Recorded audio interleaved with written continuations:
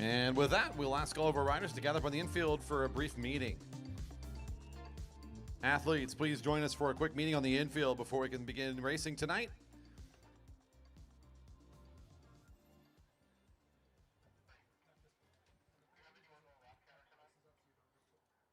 Ask our riders again for a quick meeting here on the infield. We'll gather up, give a few announcements, go over tonight's schedule, and racing will start here shortly.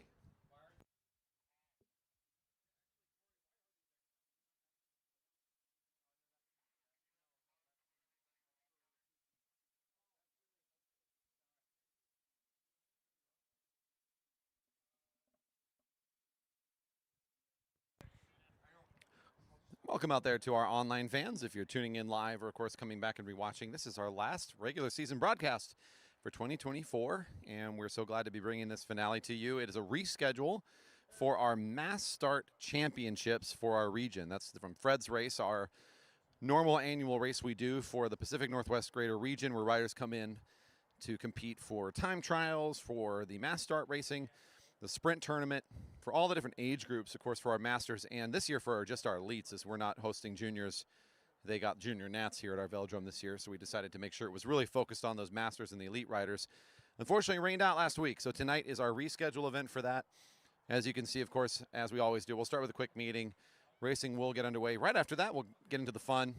Tonight's also, of course, about our Rider of the Year, so you'll see a little bit of talk tonight about who's racing in the Rider of the Year jerseys for each of the categories. Tonight's going to be wrapping that up, so whoever ends with the most points after tonight will be our season champs for each of our categories. That's also a fun thing to track tonight. We'll see how things go as we get started shortly. Our last Kiddie Kilo of 2024, and of course, just to wrap up for what has been a really great season here at our velodrome. We're so glad you can be with us. We are going to get the racing started in just a minute.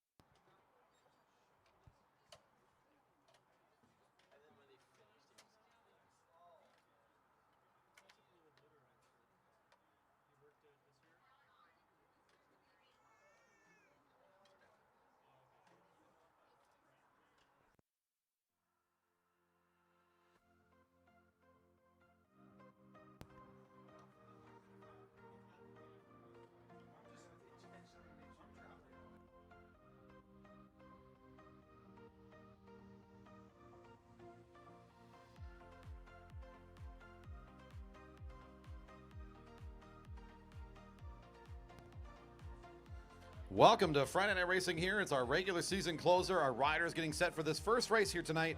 We'll make sure everybody's here at the rail to get them started. Regional championships at the line, and of course our regular season closer, beginning with eliminations. Cat 1, 2, 3 Elite Men and Masters 35 through 49 now reporting on the rail.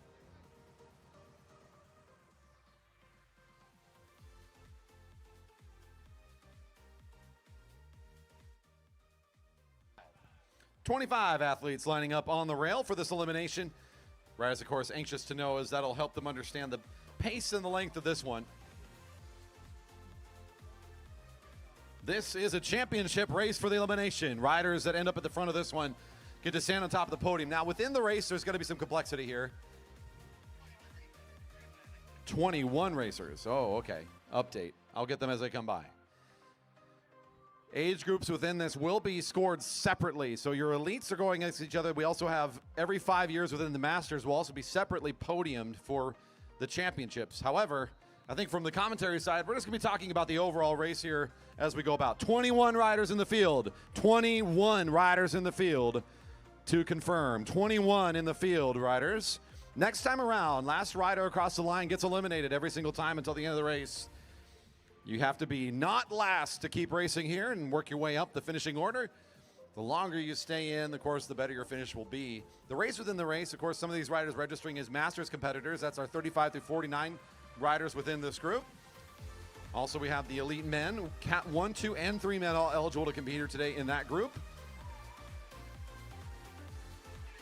18, Scott Grinsel. My job here to give you sort of the lay of the race as things are going on, but also an important role here. I need to make sure our riders hear who is eliminated every time they come around. So as they come over the line, a little bit of radio silence on my part will call the bib number and the name of the rider eliminated each time they come by. So the riders and all of us know who's going to be out on this lap.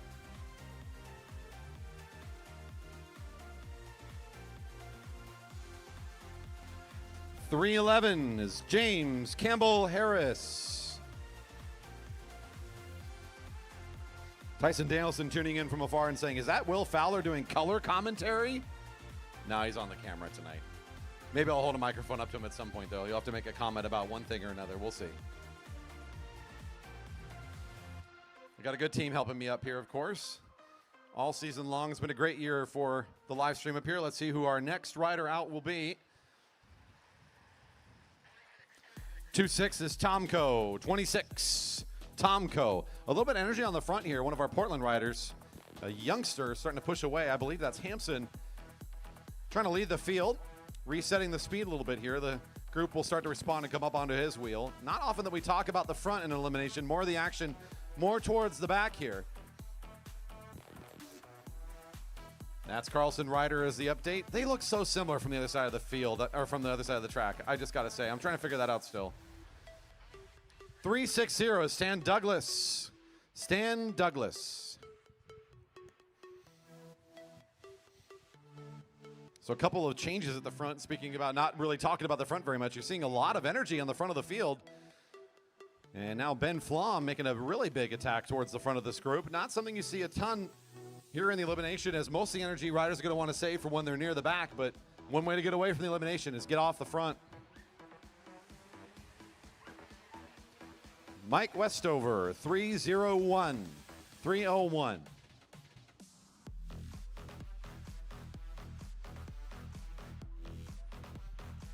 The other piece here tonight, the elimination is a Rider of the Year race. So your Rider of the Year jersey competition doesn't look like the current holder for the Cat 123 is out here again. Merrick Gallagher has been out for a couple weeks focusing on his competition at Junior Worlds just over in China. 313 is Ritter, Mike Ritter. And the reason I bring that up is when the Rider of the Year is not here, everybody else is kind of nipping away at the lead. I haven't checked the standings here in a little bit. After this race, I might take a look and see just how close anybody else is to catching him. Gallagher's been very dominant here for the first half of our season before kind of getting more focused on his junior goals for 2024.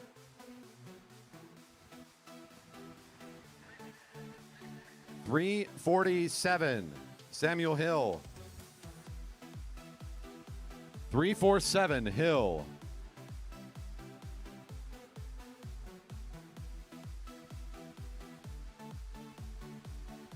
And I believe Hill's still not off the track. Samuel Hill, 347.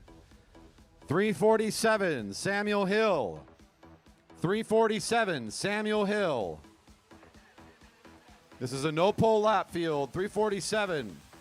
Got it this time. All right, we're good to go.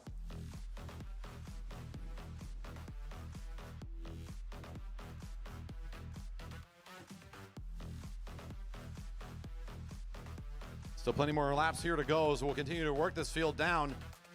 You'll hear a bell when there's only 3 riders left. Essentially, that'll be your 1 to go mark. As 3 riders come across the line, that eliminates down to 2. Those 2 will be in a 1-up sprint against each other, essentially on that final lap. And another one, look down low here. 342. Maybe I should have read the name correctly on that last one. I apologize, Hodges, for that one. 342. Hill. My mistake.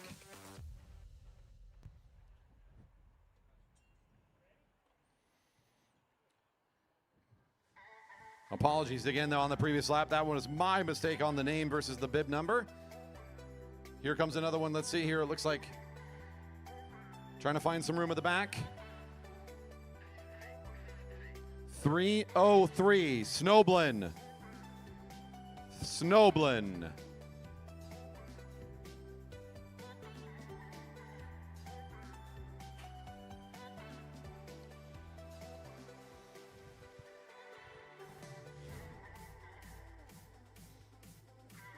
On the front has been Ben Flom here, the rider in the orange and the blue for the last couple of laps. Has really settled into leading the pace here.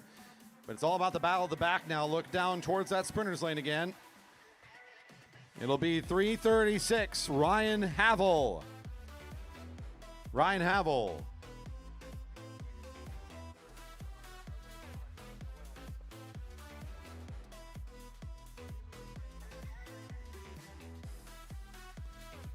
Looks to be about 11 riders now in this group. We're getting into the top 10. Now remember, within this, there will be some podiums for different age groups and categories. But of course, each of these riders are competing to try to stay as long as they can in this field. One a little bit off the pace here. And that'll be Conrad Mayer, number 320 on this lap. We are now into 10 riders remaining. Starting to get closer and closer to guaranteeing those nice podium positions here, especially for what is a field that is dominated by registrants in this Cat 1-2-3 group. Carl Hafer, one of our riders for Found Cycling Guild, moving towards the front to lead the effort now, as it's been a rider in orange and blue for several laps. Good fight here above the blue line. Ooh. 3.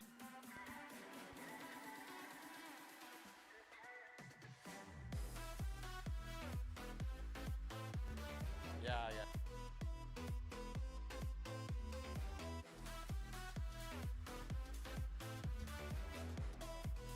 It's Martin and Fairbanks kind of working at the back of the field, but they'll accelerate comfortably. Look down low again.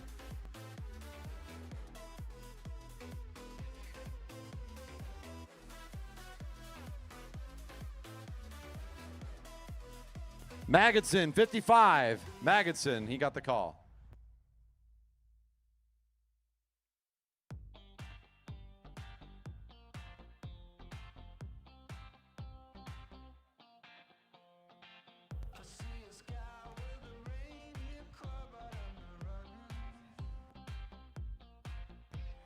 Number 2, Sandoval.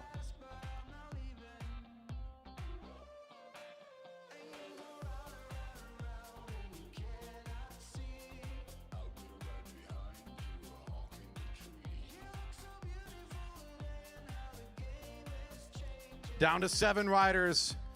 It's Fairbanks again at the back. He's right behind Andrew Martin, the rider in white, who's pushing forward nicely. Should be able to stay in again. Both of these riders look down low one more time. 10, Flom. Very close between 3 riders. It'll be number 10. As it looked like Hafer and Nolan Adams were right side by side with him, but it was just barely the rider in orange sticking out a little bit behind him. Gets called out. 6 riders left. Josh Sherfy leading the effort, but a nice acceleration here from Nolan Adams to kind of reconfigure the race. We're getting into top 5 here. Next rider out, 6th overall in the standings. 21 is Carl Hafer. 21. Sherfy on the lead of the effort right now. Right behind him, Nolan Adams for Dyna Racing in the gray. There's Chris Wilson in the green for Found Cycling. Andrew Martin in the white with the colored stripes there. And it looks like our Jerry Baker Jr. rider is going to settle for 5th overall tonight. As he falls back a little bit here, he'll be the one out. These 4 riders in the group are good to go. The elimination behind them at this stage. These 4 are still rocking and rolling. The elimination behind. So there's your top 4 rolling through turns 1 and 2. Next time around, one of those riders will be done. We'll eventually get the call here for the speedster for the J. Baker Juniors, Fairbanks, making it 5th overall in the race and take the wave and the exit number 333. Through turn number 3 right now, it's Martin in the back position. Adams in a tough spot, having to get out of the box a little bit here. He's going to try and fight his way up and over the top. Looking for a running room. He's got the angle. He's got the lane. And ooh, 52, 5-2 is Sherfy. Sherfy.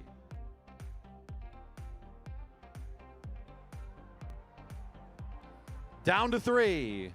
Should be hearing the bell here with Martin leading out the sprint. Chris Wilson right behind him for Pyatt Cycling. There's Nolan Adams yet again making it into a very good spot here in the elimination. It's our elimination specialist, Nolan Adams, for Dyna Racing. And he'll find a continued effort here. 27, Martin out on this one. And Nolan says already done. Bye, Chris Wilson. Nolan Adams sits up. He's going to be in second place here. Chris Wilson looks around and says, nobody here. Wilson having a really nice finish to his 2024 campaign. He's always a threat here on the track, but he's actually had a nice up month here in the month of August. What a great finish for Chris Wilson. He'll take the top of the podium for our regional champion on this one, and a lot of nice points here tonight for Rider of the Year, number 9, with a great finish and in the elimination. Together for Nolan, who wins the Master elimination.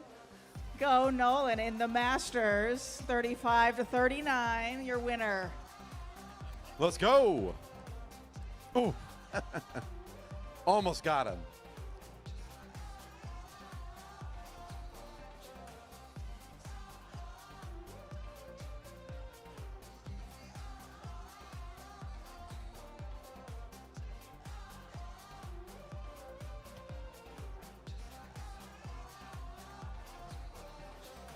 Now to the rail, the Open Women for their Elimination Championship race as well. The Open Women all reporting to the rail now. Tyson Danielson, not bad for an old guy, Nolan. Wow, that's rough.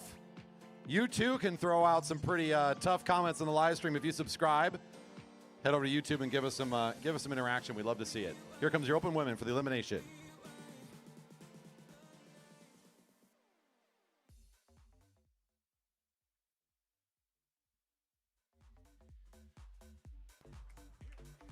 Confirming 11 counted at the rail. 11 riders in our elimination. 11 riders.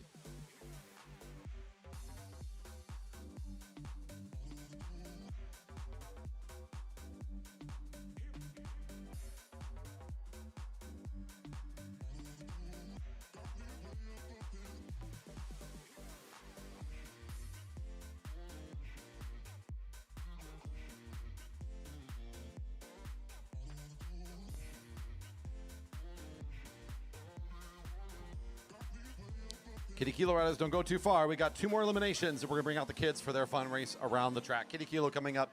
We'll start queuing you up after this race is completed. Elimination for the Open Women now underway with the sound of the whistle. Racing underway. Next time around, last rider pulled from the field all the way till the end.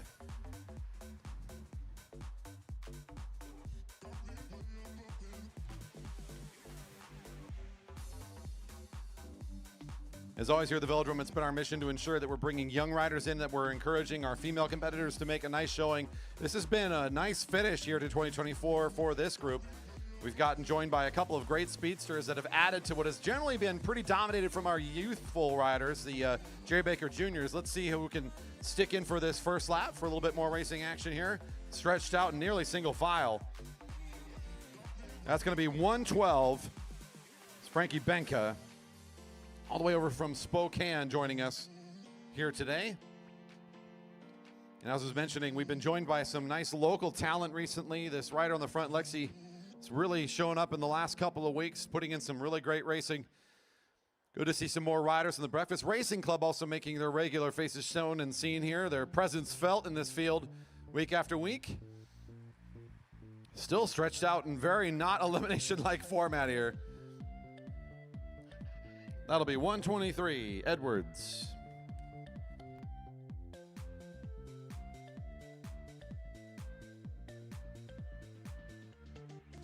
Looks like an overtake here on one of our juniors. Renna Fuller kind of losing a little position here at the back. Now in the tough position as 2 riders trying to catch back onto the speed of Snover. That's the rider in green, Lexi Snover, at the front of the field, just kind of driving this pace. The rest of the group sitting in the slipstreams. Renner Fuller might still be fighting for this one. Here we go. It's 3 up for the sprint. And that'll be 2:11. Renner Fuller eliminated this lap.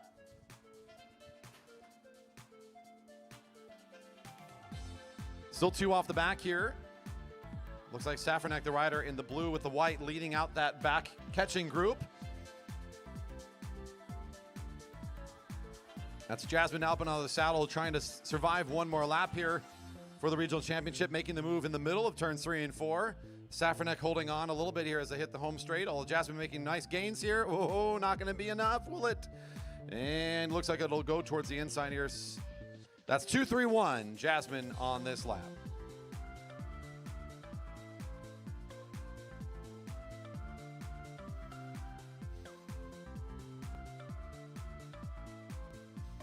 One of our juniors kind of falling out the pace here and going to watching Safranek catch her. That's Westover. Charlotte in the orange bike there with the orange helmet, just trying to stay away from Safranek for a little bit longer here, as it looks like she will be able to do so. And the junior will stay out here for another tour around the track. 2:04 gets the official call.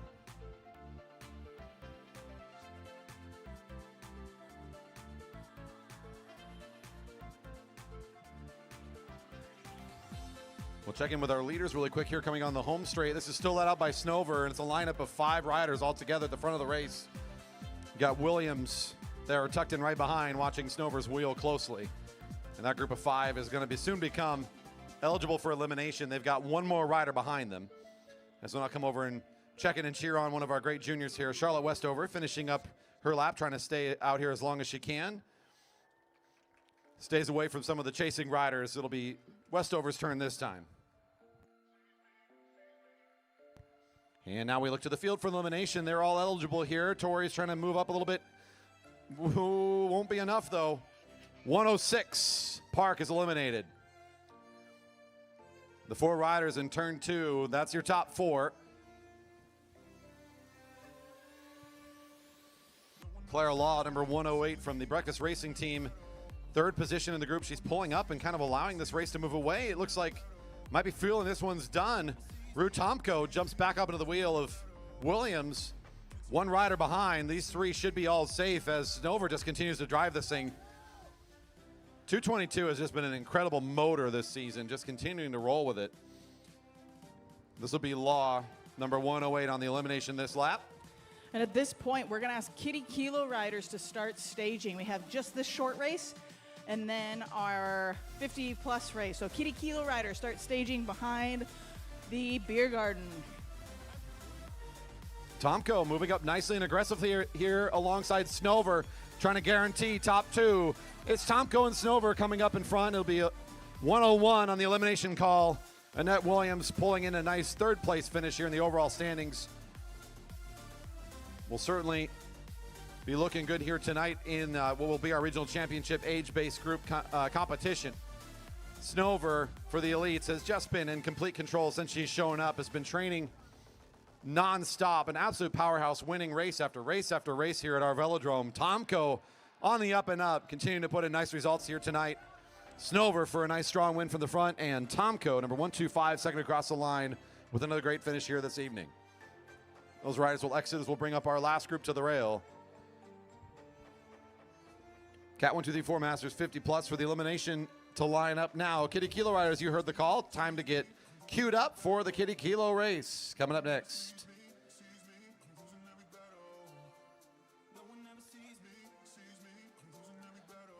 What's this? A shout out for the Redmond High School Marching Band? Oh, sweet. Go Stangs. That's right. I'm wearing their gear tonight. They even got their hat on. Let's go, Stangs. I see you, Evelyn. Thanks for the shout out.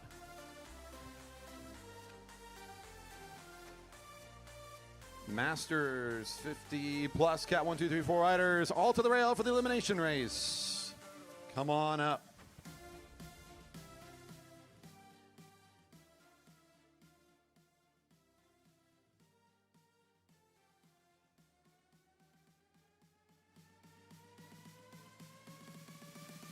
On deck, Kiddie Kilo riders, followed by the Cat 123 Elite men coming back for their Scratch Race Championship. Big field here tonight for the Cat 123s and those Masters 35 through 49. Should be a fun one to look forward to right after the Kiddie Kilos all wrapped up. Riders right now in the neutral. We'll get them started out at turn 4 as long as they're all together. If you want to catch the action live on our YouTube every single week, we are streaming, that's right, on YouTube. Just search for JB Velodrome. That's the channel name. JB as in Jerry Baker Velodrome on YouTube, streaming every single week. Rewatch all the great racing action here from 2024 every Friday night and special event. And with the whistle, racing's underway. Next time around, last racer across the line, eliminated. Our thanks again to Postdoc Brewing and Locust Cider for helping us out tonight in the Beverage Garden all season long. Our beverage sponsors in 2024 coming in big for us once again. Come on over and enjoy a beverage tonight. All purchases within the Beverage Garden essentially help continue racing right here. That's right.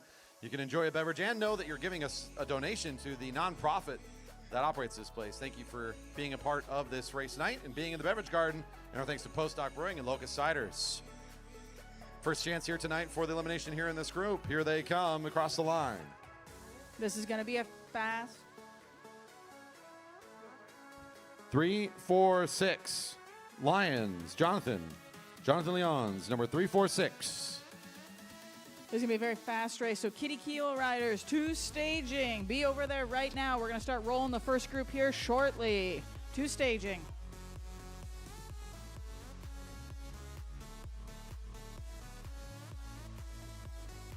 That's right, the race length set by the size of the group here, so it's going to go quick.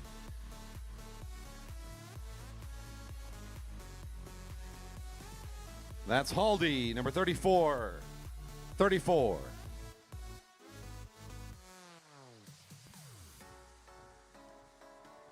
A rider from Dyna Racing, Jamie Park, leading out the effort now. One of our speedsters that races most Friday nights with our Cat 1-2s. Joining in here on the group, he's got Chip Chase right behind him. Mike Darlene for Center Cycles.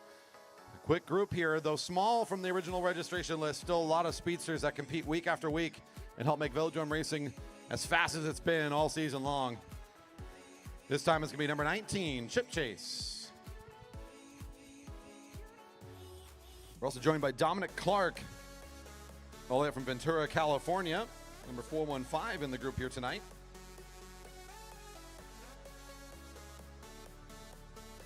Right behind Mike Rogers, number 38 from the 10-Speed Hero team.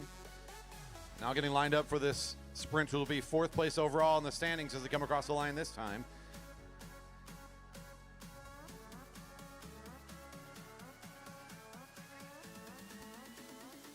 .415, Dominic Clark.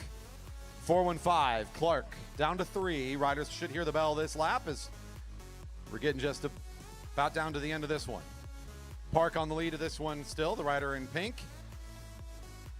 Here comes Darlene getting on top of the gears a bit for a little bit of acceleration, forcing Mike Rogers to be in the tough spot to come around. It's bells ringing, 1 to go, and it looks like your rider in white, 38, gets the call. Rogers down to 2. It's Darlene versus Park. Parker's had a really great season here. Darlene's got some nice results here in the last couple weeks as well. This is a good matchup. Darlene's right on the wheel, just trying to hold on here, as Park will show his strength and acceleration from the front. Some advantage to the back rider if they can stay in that slipstream a little bit here through the turn. Darlene still has an opportunity to challenge. Ooh, a nice race for these two. Darlene was closing. Park holds off.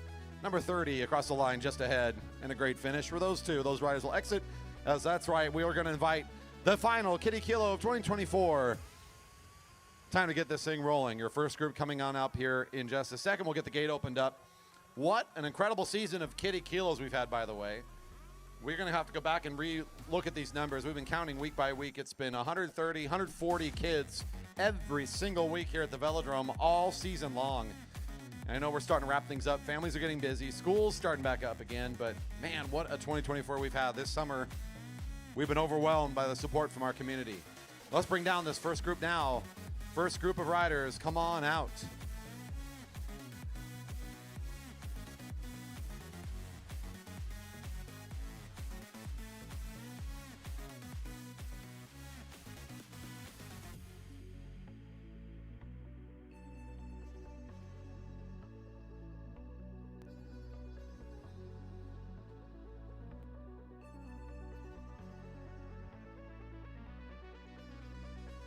All right, we got our first big kid group, one whole lap. Are you ready? Yeah! Here we go. Ready, set, go!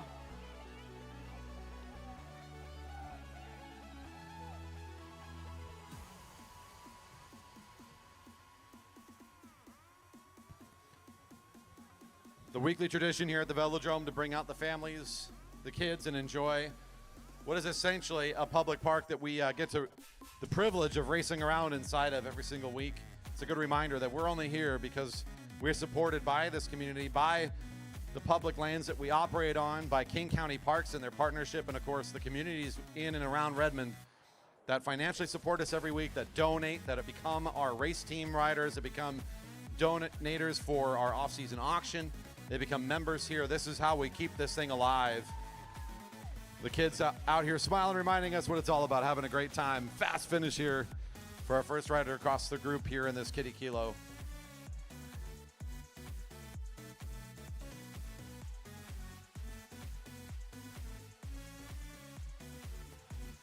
And a reminder for these riders, go and stay in the infield. So stay way out there. Yep, stay out there. Cheer on all the other groups.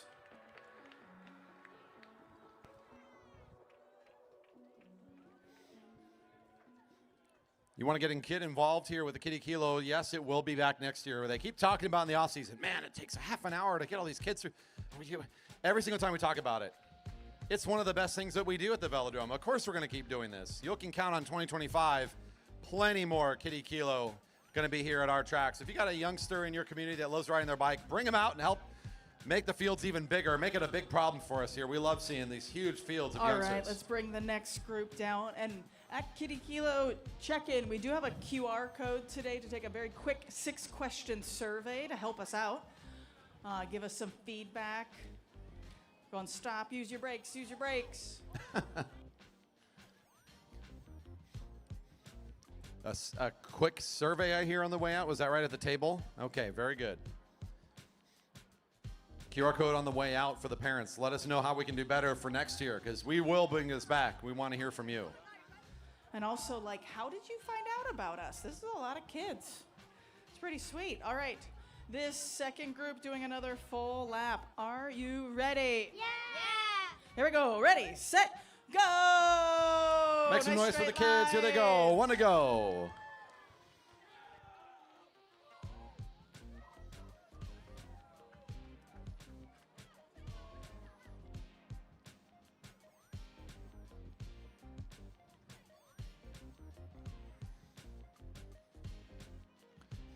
As kids reach the age of 7, 8, and 9, it's kind of time to start thinking about if they might want to join us to become a junior racer at our track. If they're enjoying Kiddie Kilo or they like the fun of being in front of the crowds, they enjoy the effort racing out here at the Velodrome, this is the place to learn to become a track cyclist. Let me tell you, this is a great facility for learning.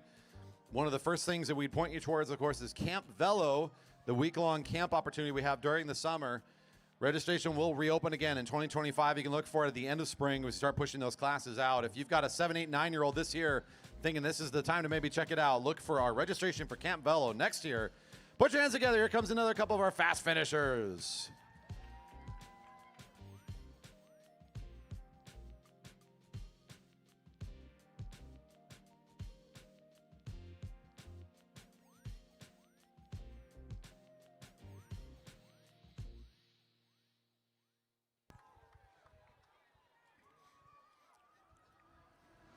Maybe 2024 wasn't the year that your family wanted to get out on the bike here at the Velodrome, but next year, that's the one.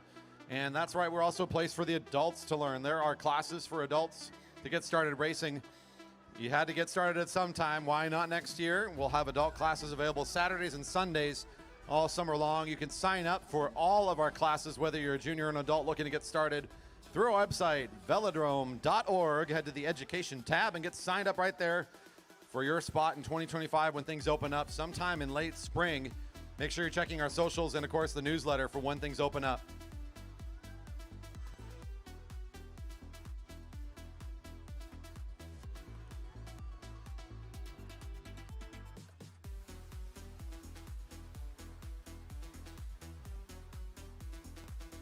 Next group, come on down.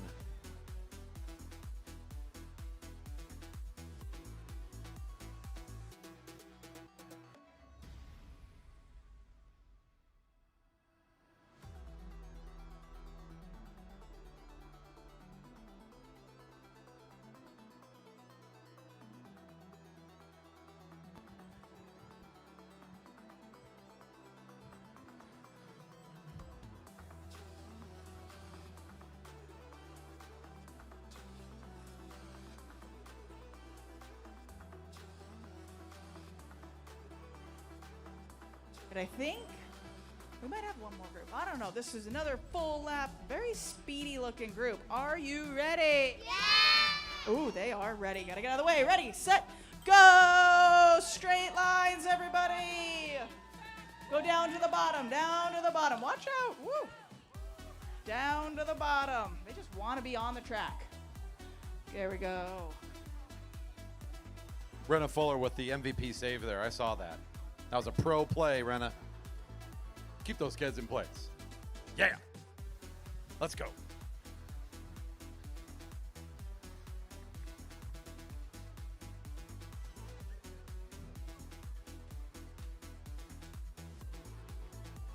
As you can imagine, the importance of this facility to our velodrome riders, but as you can see, also the importance to our community. We go into our off season where we kind of shut down things here because of the weather. Precipitation, kind of our worst enemy when it comes to racing safely on our outdoor velodrome.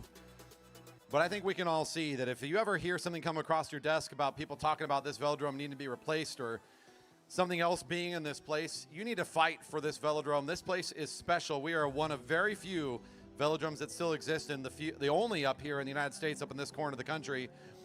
We need your help whenever it comes down time to hear support.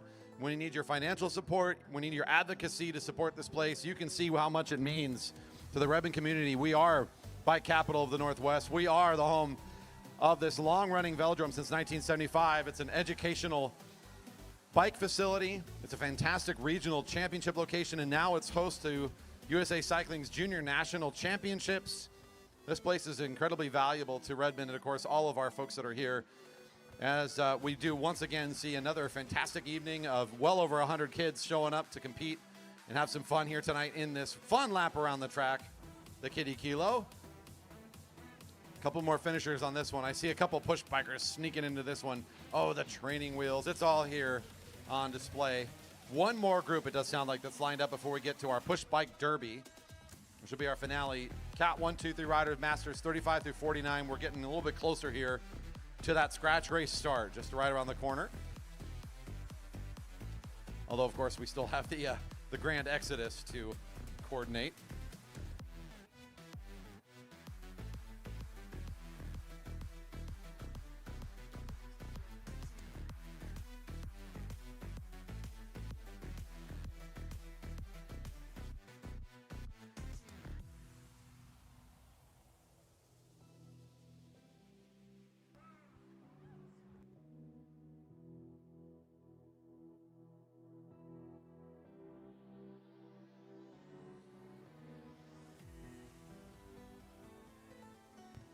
And let's bring that next group down. I think our last group of pedal bikes. Come on over.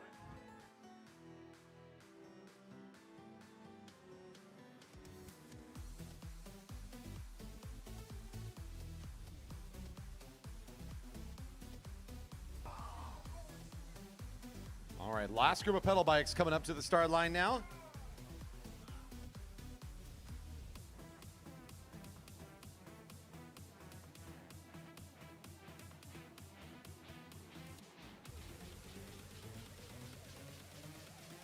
All right, like Corey said, this is our last full lap group. They're all so far back. Are you guys ready for one whole lap? Maybe. Fans, are you ready for one whole lap? Here we go. Woo! All right, they were a little timid here. One whole lap. Ready, set, go! Woo! They're just focused. Focused on this start. They really, really want to win. Remember, one lap, please. I see a bunch of people sneaking out for another lap. We're trying to keep everyone equal here. And try to finish nice and fast. One lap is what you're doing. One lap.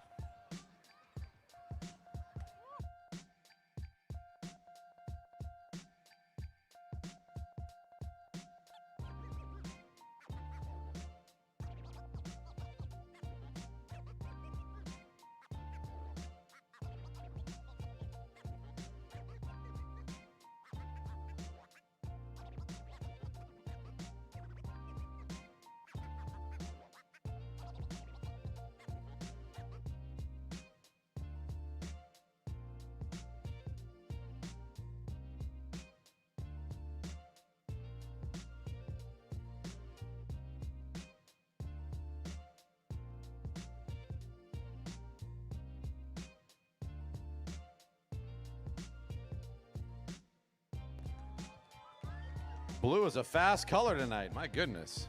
Woohoo. He's got a color match. Then you rock and roll here at the Velodrome.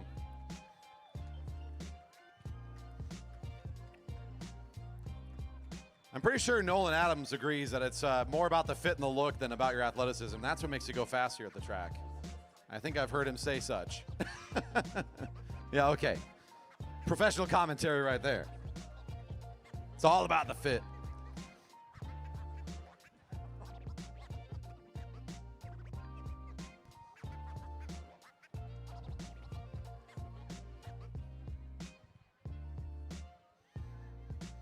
As we get further and further away from the renaming of this velodrome, sometimes we don't emphasize as important it is that we are called the Jerry Baker Memorial Velodrome, and our long-standing mission in the memory of Jerry Baker, the man who helped build this community, is continuing this community.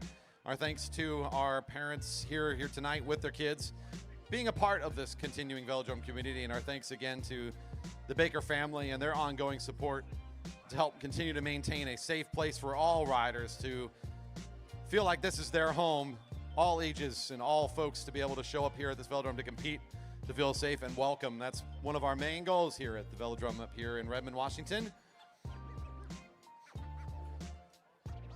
Couple more of these smallest of our pedal bike warriors finishing up their lap before we get to what might be the main event, the push bike derby, about to come down the home straight here in just a minute.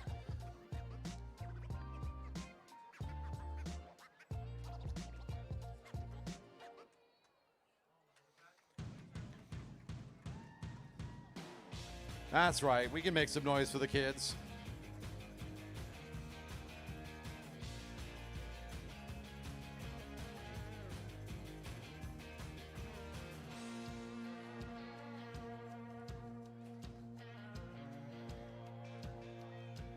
All right, look out. We're going to have that push bike derby coming. You'll want to clear out on the home straight. We're going to start getting these kids lined up in just a second. It's push bike derby and then Cat 123 Masters 35 through 49 coming up next.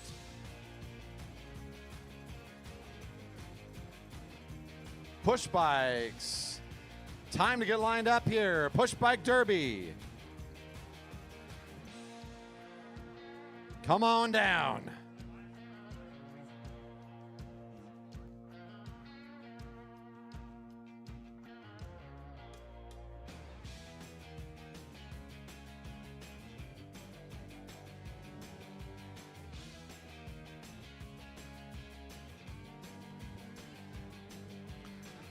These riders are going to just do the home straight. It's going to be a lot of fun, nice and fast here. They'll come across the finish line and be all done. This will be our last group. After this, we'll ask all the parents and the kids to make their way off, and you can do so from anywhere around the track. Find rails anywhere nearby, hop them, come on out. We'll open the gate. You can go out that way. You can go out the back side of the track if you want. Just ask you make your way out as expediently as you can. Let's send it down and get this thing started. All right, per usual, I'm going to ask the spectators. Spectators, are you ready for Push Bike Derby? All right, so now my wall, we're going to say ready, set, go! You got to get out of the way fast. They're so fast. There we go. Just the straightaway for this group. There we go. Go, push bikes, go. Keep going to the finish line.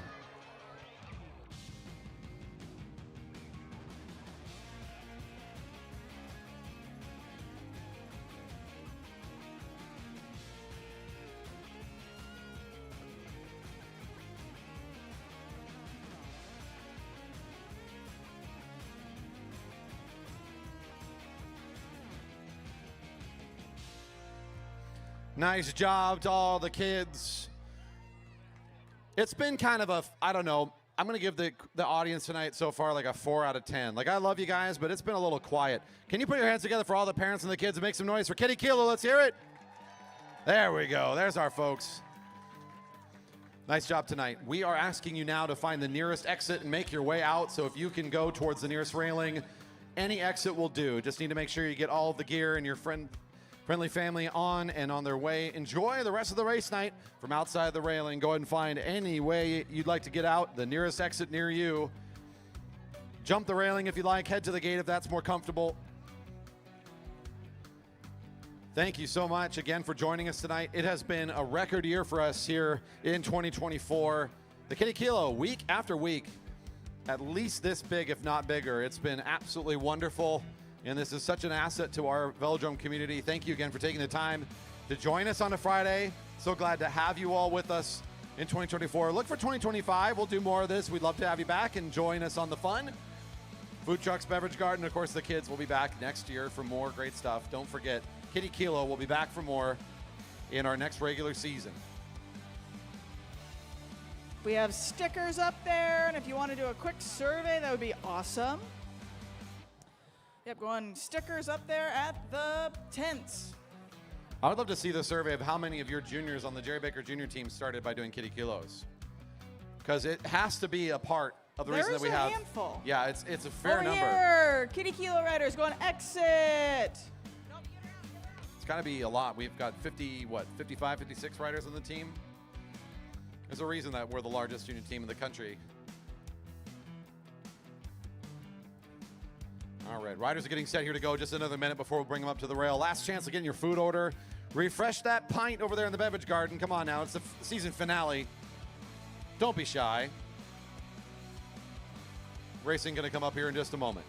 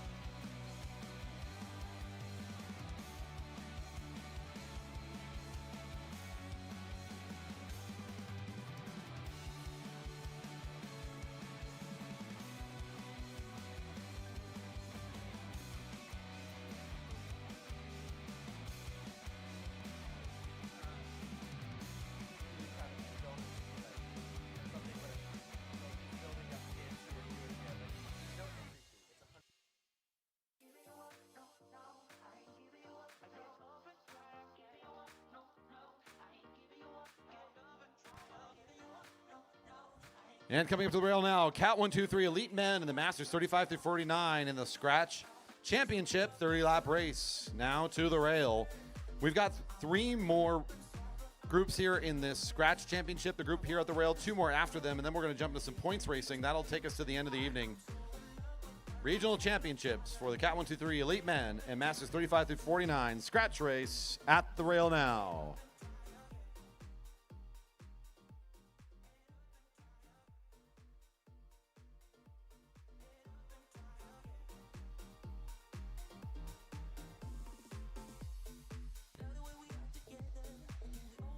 This is just a race for scratch distance. That's the name, Scratch Race. It's the standard race format. Race will be 30 laps total. First rider across the line at the end will be your winner. No points to keep track of, no eliminations, no early winners. Nice classic race format here tonight to get to the finish line first. Now, of course, within the race, there are going to be podiums based on different categories that we are going to be aware of once those race results have been posted. But during the race, mostly we'll talk about the format, the geography, the sort of the standings within this race, and kind of treat all those riders as their one big group, as that's how we'll be watching and enjoying the action throughout most of this race. Currently in the neutral, we'll get them started out of turn 4 as long as they're all together. And then the real racing will be underway. 30 laps on the cards. We'll get them started here in a moment.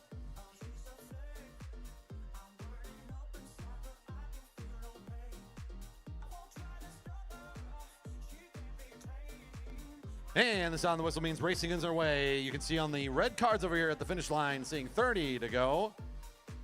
And we'll count this thing down 1 lap at a time until we get to the finish. Your Cat 123 men and the Masters 35 through 49 group now just getting underway. Ryan Havel, number 336, getting this thing started right away. For Act Racing, a Cat 3 competitor in this group. has been showing some really good flashes of improvement this season. Didn't see him much in the month of June, but coming in end of July and through August here, this rider's been putting together a good finish here to 2024. Good to see some nice results for him. He'll start to slap off quick. Ben Flom, number 10, an always constant force here for the Velodrome racing in that orange and blue kit. You can see him at the front of the field time and time again. Always a sucker for punishment at the front. Loves to drive the tempo and try to make the race quick. He'll jump on the front half of this little split. As you can see, there's just a little gap here. It does look like number 2. I believe that's Mario Sandoval for Premier Racing in the white. Will start to close that gap down very quickly. Brings the race all back together, seeing 28 to go. There's Havel back again at the front for Act Racing. Ben Flom for Fell Swoop in the orange. So some familiar names kind of doing the work at the front of this field. Though the sneaky part here is that the names I'm not calling are actually going to be likely the more favored riders here tonight, as they're going to be the ones kind of working in the middle of this field, letting others do the work for them. You saw the speed from Chris Wilson, number 9. He's looking good this evening. He did very well in that elimination race to start off our night, and he's all the way back at the back end of the field. He's not worried about things just yet. He's sitting in on this, trying to get all the benefit from sitting in that slipstream. No reason to be at the front of this field at this stage, he's thinking, is there's no one really making anything happen at the front. Benefit from the group. Reserve your energy for when it matters most. Tomko, number 26 at the front, just for a moment. He'll pull up quickly and let some of the riders from what looks like Dyna Racing take over.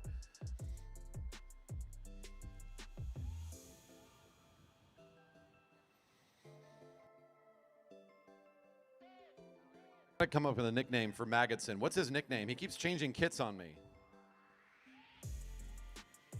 I mean, the Chameleon is the first thing that comes to my name. Or comes to my mind. Yeah, Chameleon. I think that works. Number 55 in there in the pink was near the front for a moment. I'm giving a hard time because he's been wearing 3 different kits this season. Keeps making it hard on me. The rider for the University of Washington, been riding a lot of purple this season. But once again tonight, keeping me honest here this evening. Kevin Hodges at the front for a moment in the green with that white helmet. Snowblin in the white and gray. Also leading the front for just a moment. There's Sherfy, number 52 for the Coalition Cycling Team. On the wheel of Havel, that's Sam Hill. Recently joining our region here, been putting in some great results as a Cat 3 rider, just riding away from the field week after week. Clearly showing that he's got the motor to maybe compete with these 1-2s in short order. Trying to put on a little bit of a show here now at the front of this group as he reaccelerates things. And 24 to go. Tomko back to the front to keep the pace fairly consistent.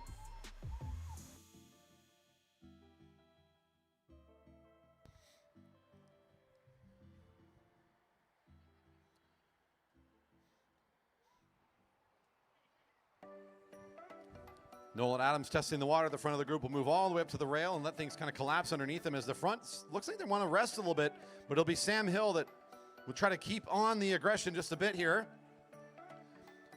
Threatening a little bit of a move at 23 to go. The rider with that red helmet joined by Mike Westover in the green from Taco Time Racing Team. And Carl Hafer, the rider in green behind him from Pound Cycling Guild, not liking this move. We'll spend a bit of effort here to close this down and bring the riders back together once again.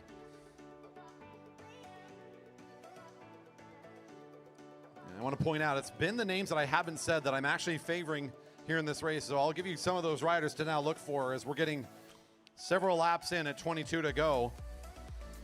If this thing stays together, don't count out one of our juniors. You want to call in, have a little bit of fun with one of our youngest riders in the field, 333, Keegan Fairbanks. Has had some really fast finishes. He's up against a little bit of a gearing disadvantage here tonight in this field, but he's still been really speedy despite that in this group. Again, he's wearing the black for the Jerry Baker Juniors team. He's near the front now as he'll be taking over at the front for just a moment. He ain't gonna drive that pace, so he says, no thank you. National championship multiple times in his age group, was very successful for junior Nats. Of course, taking the Omnium for 15, 16-year-olds, 13, 14, pardon me. A very young rider in this field. Couple other riders to watch. We saw Nolan Adams have a nice finish in the elimination. Seems like that race is his calling card, though. This one's been a bit tougher one for him to figure out. As number 6 in the field in the gray, had a nice finish in that elimination. We'll see what he can do here in this one. Andrew Martin, number 27 for 10 Speed Hero. He's near the front of the main field, kind of up behind the pink of Dyna Racing. He's got the white with sort of the colored stripes on. Martin's been a name we've called a lot this season, especially in the absence of Merrick Gallagher, as he's taken over a lot of finishes. Who's off the front? That's Scott Grinsel. Mr. G's taking a big, strong lap off the front here for Dyna Racing. Trying to pull on a bit of a solo break here away from the group. They're giving him a lot of room, not respecting this attack too much. Grinsel's had the ability to do this. He can kind of pull away for several laps. Now the question is will this kind of move stick for very long? The field giving him some running room, letting him pull away. Grinsel on a nice turn of speed still, starting to kind of settle into his tempo.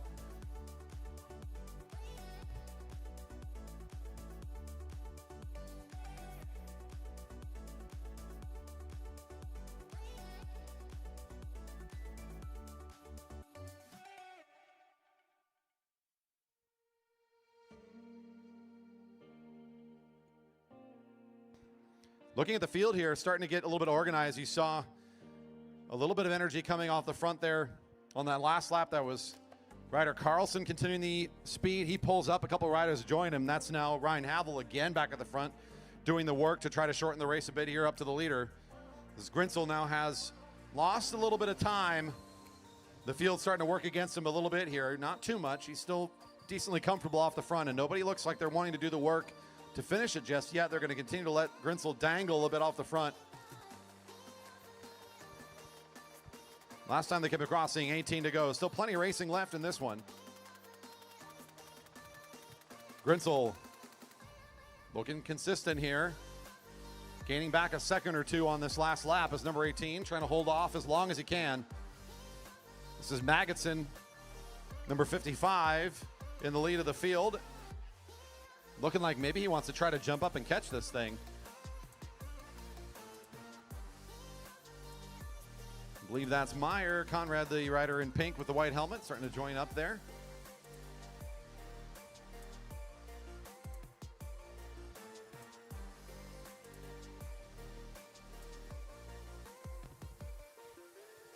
Grinsel still looking very strong here after a couple of laps. The field has really given him some room to kind of breathe out here in front. If you're anywhere less than a half lap up, though, that distance can close awfully quickly. So Grinsel's still got a lot of work to do here. Even if he gets caught here, he's done some damage. This does look like Samuel Hills. He finds opening at the front of the field, is going to put in a nice big dig here. You can see him looking down at the pedals, trying to see if he can see any sort of response from the field behind him. He's going to make it look like Grinsel's almost standing still as he's going to try to put on a really quick catch at 15 to go. Hill on pursuit will take over the front. Number 18, can he get on the wheel? Will these two work together? 18 is reaccelerating himself a little bit here. Wants to stay a little off the front, but you'll notice the rest of the field starting to feel this aggression from Sam Hill. Not really happy to let this go down track. As Hill pulls up, Grinsel will do the same. There's kind of the surrender of the effort. Time to rest and get back into the field. No surprise to see that as the field's breathing down his neck. Time to get off the front. At 14 to go, we're past the halfway point here on the scratch race. Sitting above the blue line most of the field.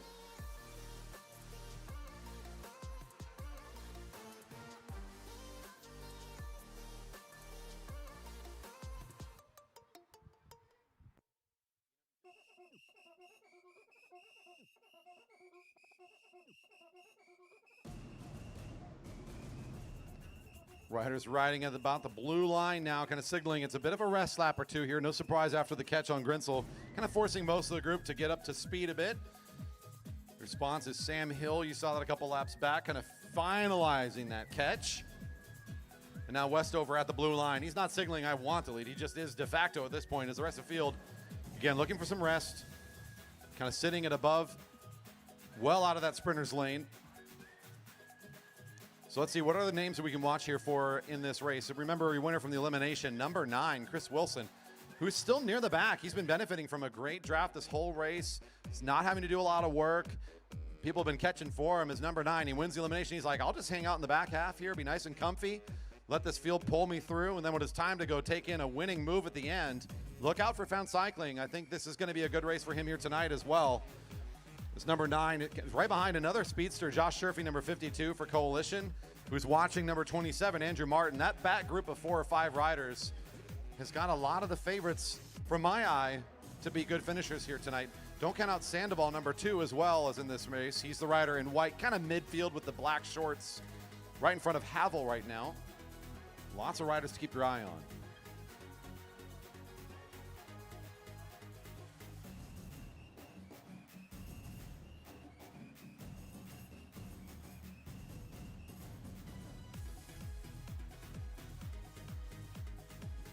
Saw 11 to go. Just getting a confirmation there that if we check race results, velodrome.org/live, official results updated for the elimination following a protest in that first race. Did change up some of the orders there from what I've been announcing. Just as a heads up, again, all official results posted, velodrome.org/live. There's a red button at the top. You can get into the live results folder and check for yourself to make sure you're happy with how that was posted. Conrad Mayer off the front right now, the rider in pink for Dyna Racing. David Magidson in the catch right now, in between the front rider and the rest of the pack, which is now being led out by a familiar face. That's Scott Grinsell again at the front of the field, number 18.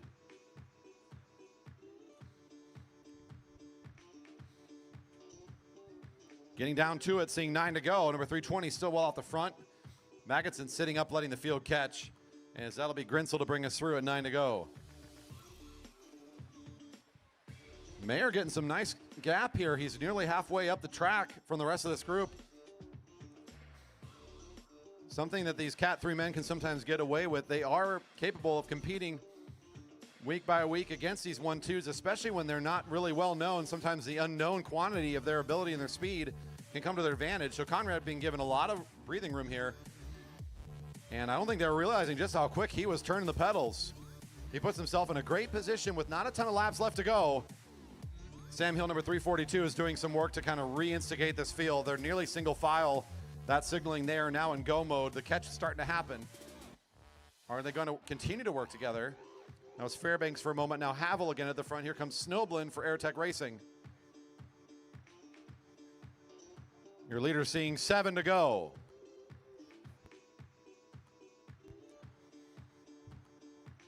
Here comes the field now at 7 to go with Tomko on the front again for Center Cycles. Again, everybody in that back middle section, everybody behind number 52, look out in the next couple laps what might happen. They're going to stop being so far back in this field is what you're going to see. You're going to see Sherfy start to kind of move his way up. Right now, again, we're watching Mayer, who looks to be in a really nice, comfortable tempo.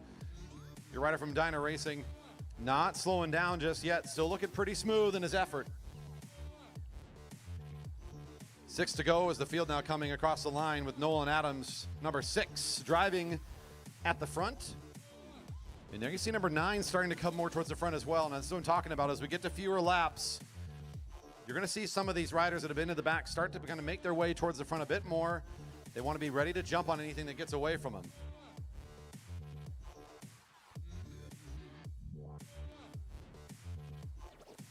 Rider Carlson back to the front, the rider for East Portland Youth Cycling. Now at 5 to go. Hafer, 21. Not too many laps left to go. We're about to hit that mile left in the race. Still one rider off the front, but that distance will start to close down. Look for this gap to get a little closer, especially now that Hafer is really starting to drive the pace. That's your rider from Found Cycling in green, pulling away from the field right now. Getting aggressive here. Mayer seeing 4 to go. Great attack for Mayer, still paying off nicely. Here comes Hafer and the rest of the field at 4 to go. Ritter, number 313, is leading this field and nearly single file again. Now they fan out wide into turn 1, looking for a new leader to continue the chase. Ben Flom will pull away, starting to feel the need to get a bit fancy in front of this field now as well. Sherfy on the move, Fairbanks on the move. This is where the attacks are going to start coming. The race is getting near its end. So now the speed from the front, it's getting a little bit more anxiety coming out from these riders. They are not waiting any longer. At 3 to go, Sherfy, number 52, starting to roll things. Look at him go. He's going to go on the attack. This is not a fake. He is going. This might be the all-out move. He's driving hard here. This is going to be a pretty long finish for him. Well over a kilo of effort in total. If he can win this thing in this fashion, he's going to be seeing 2 to go. Still a long way to finish the race. Sherfy for Coalition felt the opportunity, trying to win the race now. The rest of the field still back. 52, pedaling hard. Ben Flom on the way. Here comes Maggottson along the right side, trying to get to the front. Everybody wants to get a piece at the front now, but here, look at the lineup behind Martin. We got Martin Sandoval, Nolan Adams, Chris Wilson, all in the middle of this field, kind of waiting to launch. They're not thinking Sherfy's going to be able to hold. They're seeing him starting to pedal a bit harder here. They're still within striking distance. The goal is going to be to catch the speedster with the bell ringing, 1 to go. Sherfy on the front, 1 to go, 1 to go. Maggottson in the catch, number 55, in great position out the front of the field. Now the attack coming up for the field. Here comes number 9, also getting up to speed at the blue line. Look at the catch, it's going to happen fast. It's Sherfy and Maggottson down on the back straight, though. Maggottson still trying to make the catch. Look at the speed from Wilson. Here comes Martin out of the group, trying to get up there as well. The rider in white coming up out of the saddle, hitting turn 3. Andrew Martin on the catch. Look at the acceleration. They're going to hit him in turn 4. Here comes Sandoval. Martin, can they catch in time? Sandoval, Martin. It'll be Martin, number 27. Right alongside number 2, Mario Sandoval. All the way back from downtown, Chris Wilson got it started. Andrew Martin got it finished. What I say, folks. Martin, you can't count this guy out on a night like tonight. Sandoval with a great finish as well. Wilson clearly playing the cards well, trying to time the attack off of Ben Flom there as he got up to speed. A little bit smoother and faster acceleration than the final bit of that last lap. Andrew Martin for 10 Speed Hero with another nice finish here in 2024 at the front of the field.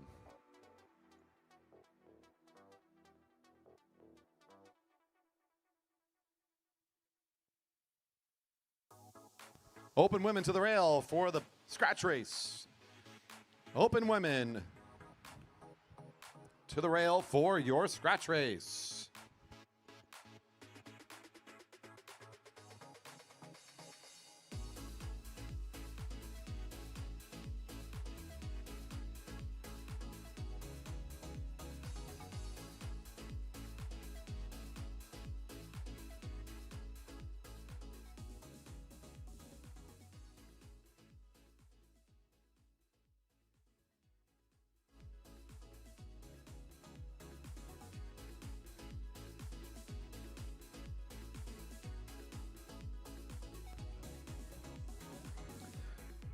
Here's another scratch race championship for you. This one will be 15 laps for the open women. They're currently in the neutral. Get them started out of turn 4. I know it's late in our season. What a great crowd we have here yet again tonight. A good showing from our local fans.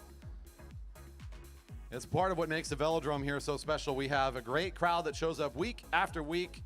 Of course, we are very fortunate to be right in the middle of Marymore Park here. Our friends at King County Parks have been fantastic partners, hosts. They've helped us maintain, upgrade, beautify the Velodrome over the years.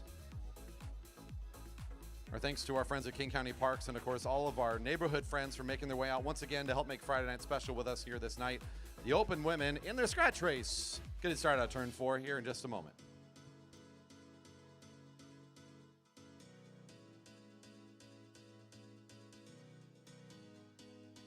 They got the whistle, racing underway. 15 to go.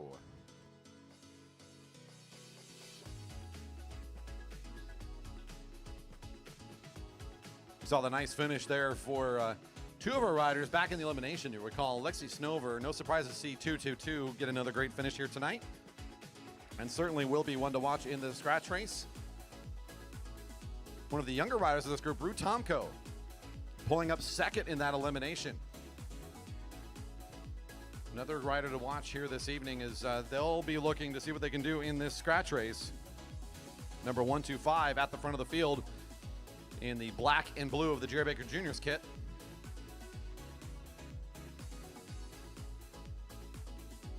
We saw Claire Law, number 108, who has some nice finishes over the years here at our Velodrome, racing for the Breakfast Racing team. Made a bit of an early exit in that elimination, making it all the way into, I believe, easily top 5, I believe 3rd or 4th place overall. This is another good race for them to be having their presence felt. We'll see where Claire Law can do with this one. Early part of this race with a slightly smaller field than our last group and a decent length on this one, just kind of working a bit cooperatively here. Riders taking their turns in the front. The hardest work always on the front of the field.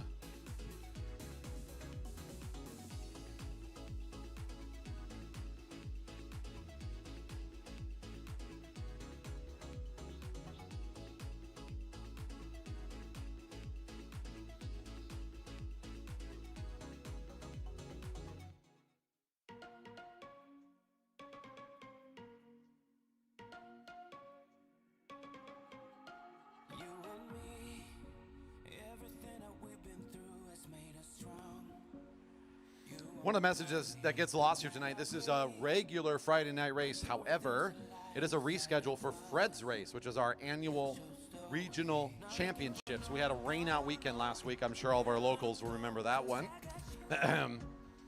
Thanks a lot, Washington. Anyways, the regional championship did get delayed. We had to kind of spread things out over our next week or so, and that included putting in our mass start racing in here tonight. So this is certainly a Fred's Race makeup session. Fred's Race is a Fred C. Rayberger Memorial Regional Championships in memoriam of our good friend Fred C. Rayberger, who on his passing inspired the beginning of our regional championships as we came together to celebrate his life, which he lived gloriously and joyfully in trying to support riders to get out and race their bikes. As we always remembered from that first year, the motto of season 1 of this great race was Fred would go, as a reminder that no matter who you are, you can show up to the track and race and compete. Part of that, of course, it fit perfectly with a Masters Regional Championship, as it meant that all riders of all age groups could get celebrated and supported. We're joined here by a couple of riders that make their way just for Fred's Race every year. And that's in part because we are here to celebrate athletes of all ages and abilities and make sure that we are really celebrating the sport in our region.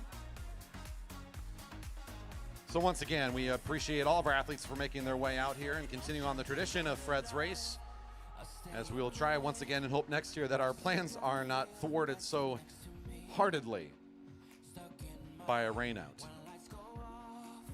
Tomorrow morning will be a day of Fred's Race time trial makeups as well, so be posted for that. This is back to the race here. Number 106 on the front, that's Torrey Park, trying to get quick here in the middle of this race.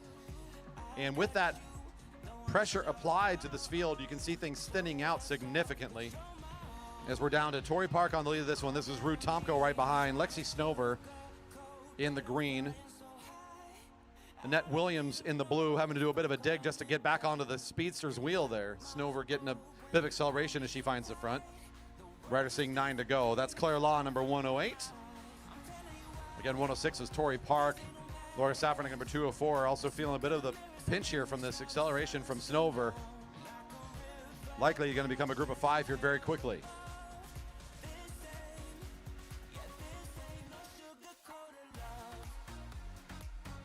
Want to join us on the live stream, help us reach even more subscribers, more viewership, and let people know about the great mission and the great work we do here at our Velodrome. Don't forget to subscribe and thumbs up the video. Head to velodrome.org/live. Scroll down for a link to the YouTube channel, or you can head to YouTube directly. Just look for our channel, JB Velodrome, or of course put in the search bar, Jerry Baker Memorial Velodrome. You'll find us streaming live there every single Friday night, and all of our special events all season long, every single season. Big thanks to our support and our sponsors in the region for helping us put together our fantastic crew up here, all the great gear that we've got running to do this thing out of the shed. Appreciate everybody who's watching right now. Don't forget to leave a thumbs up and a comment if you're a subscriber, what your favorite moment of racing might have been tonight. I appreciate you tuning in for our season finale. It's been a great year. It started with a bang. It's been a really exciting season. A highlight for many of us, of course, watching the Junior National Championships happen here at our Velodrome. Maryville Grand Prix, another great year for that race, and lots of really good Friday night racing evenings. It's been really big fields for Cat 1-2s. It's been great size fields for the Cat 3s. Our women have been consistent and competitive, especially for the juniors that are making their way up in this group. You're seeing kind of what the format of the end of our season has been. It's been essentially since Snover has shown up number 222. It's been on her wheel in this field. Apparently she's been on the power trainer at home, getting ready for competition, putting in a ton of miles. Her ability to output power has been on display since she's shown up here, the rider for Found Cycling Guild, one of our local, very competitive sort of training and preparation teams, focusing a bit more on the road side of things, but they've seen so many, as you can see them on the infield, a lot of our members from the Found Cycling Guild making their way and being an important part of the Velodrome community in the last several years. Claire Law now on the front of the group, number 108. This group of 5 now on the back straight continues to be the front of the race. Everyone else out here either down on laps or chasing on to this group.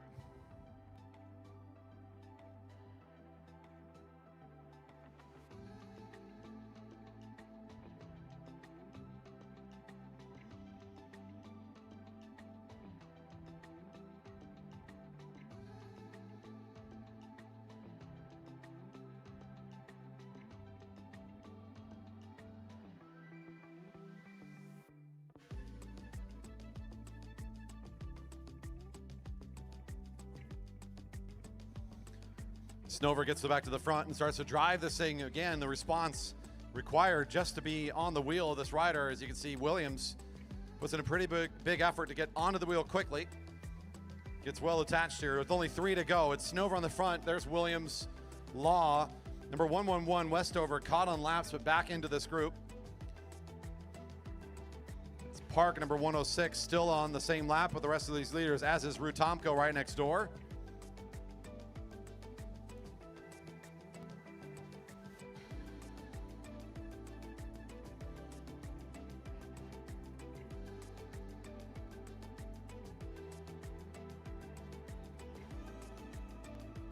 Rider saying 2 to go here for our Scratch Race Championships. 2 to go.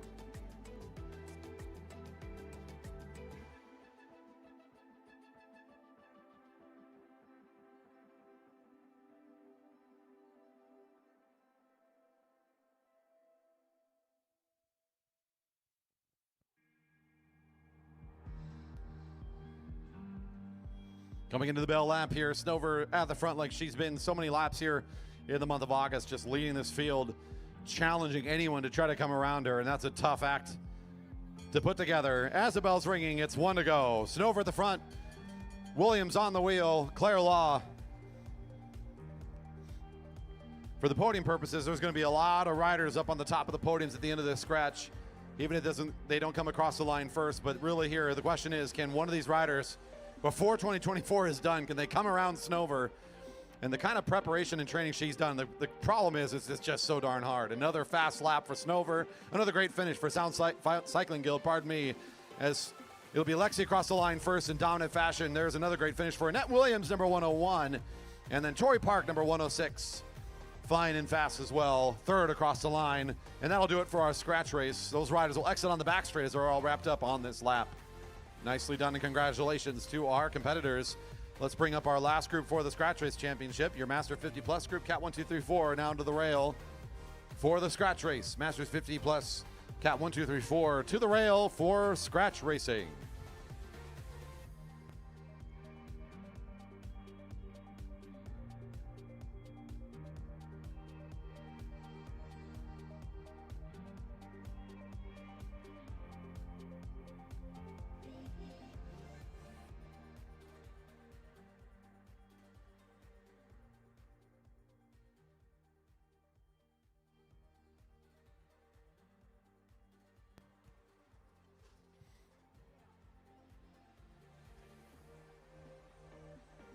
Into the neutral for our final scratch race tonight. After this, we'll be treated to the Points Race Championships for our Cat 1, 2, 3 Elite Men in Masters 35 through 49. Riders now in the neutral, going to start out of turn 4. You can see along the home straight here all these great banners put up by our great sponsorship partners here, our community partners and businesses that have stepped up once again in 2024 to support us, whether it was through their cash donations to help support our racing programs, through their merchandise that they provided either at the GP or perhaps at our auction. We can only do this if we get a lot of help from our community. A thanks to all of those great sponsors. If you're on YouTube, check out the description and check out all these great businesses and programs that have helped us here in 2024. Become patrons and supporters and thank them for helping us here in 2024. A great group we've put together here once again to support us. And 15 to go, the whistle has sounded, racing is underway.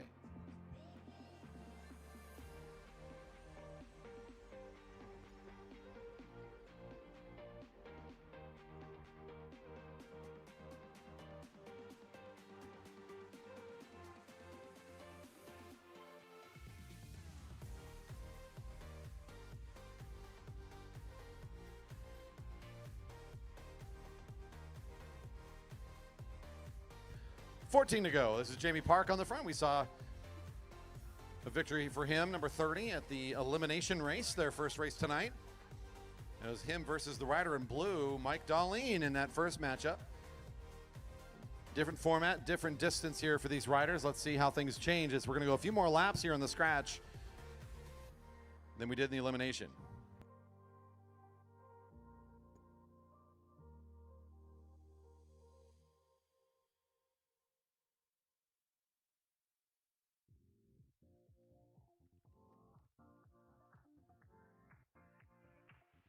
Live your life.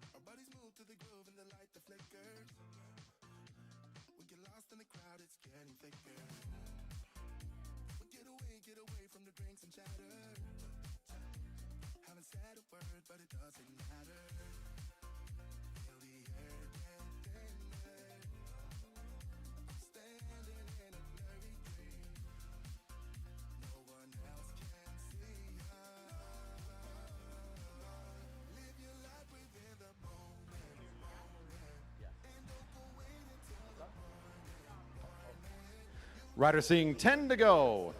Jamie Park back on the front, number 30.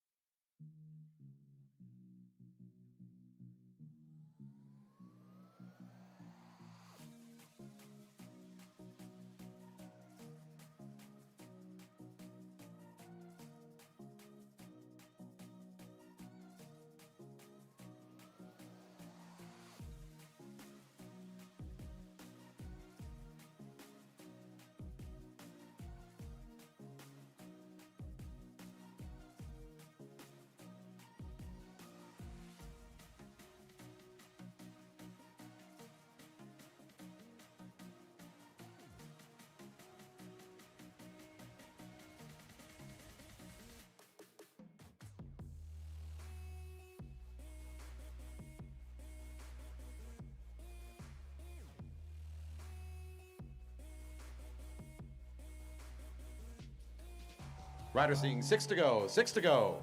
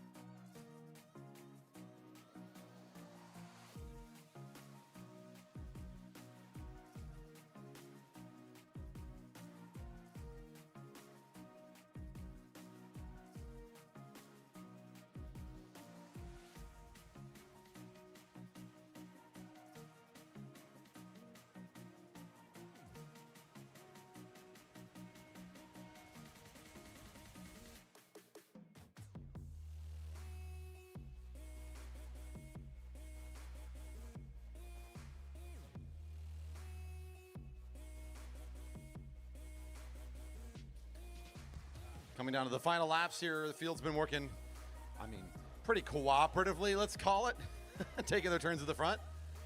A pace line, a speedy one though. It's been nice and consistent here for the first several laps. We're getting down to it though.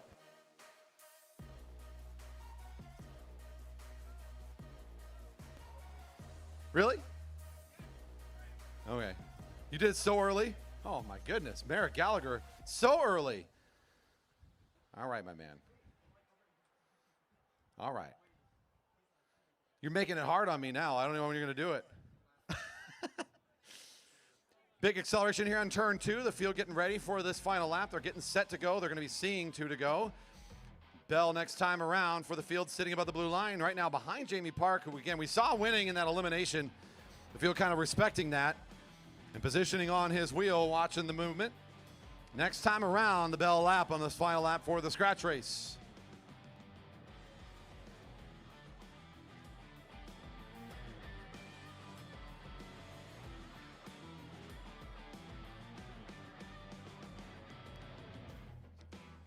Still Park on the lead of this one with Leon's right behind. And bell's ringing for 1 to go. 1 to go for our Masters riders here today. Final lap Number 30 on the lead of the effort still, with Leon's trying to hold on the acceleration.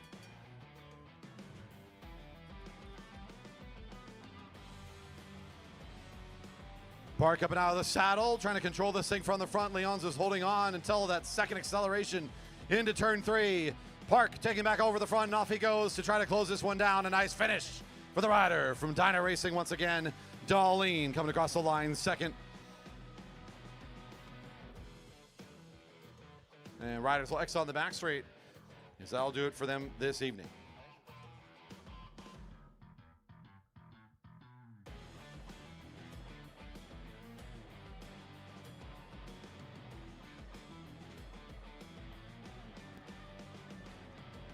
One, two, three elite men and masters 35 through 49 to the rail for the points championship race, your final race of the evening.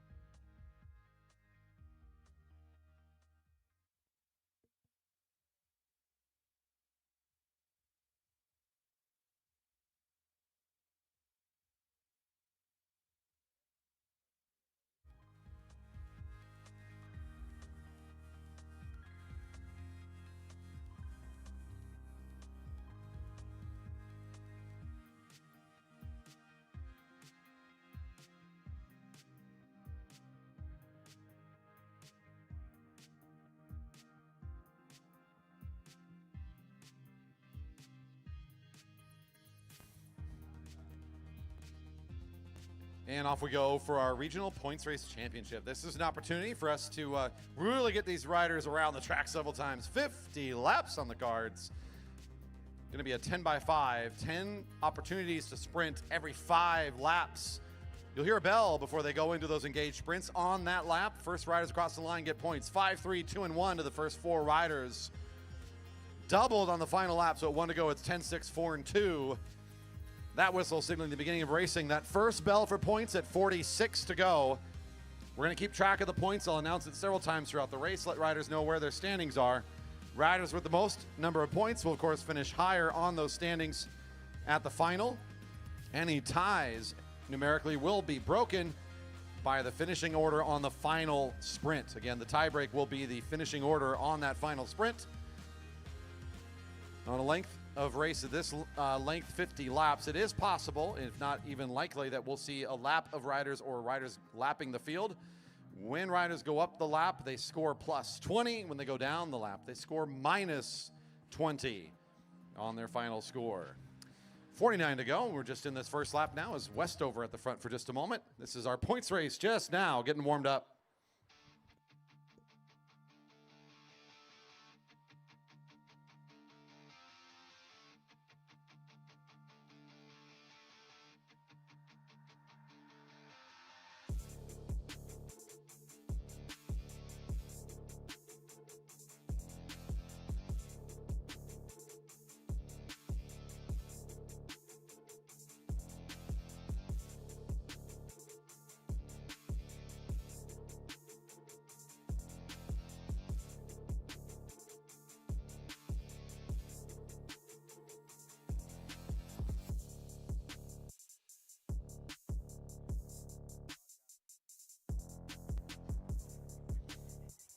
This one's going to come down to certain laps. So when you hear that bell, that's the one that we're going to be really watching for. First riders on those laps score points.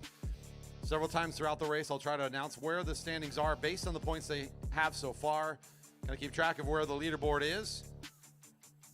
First bell next time around at 46 to go.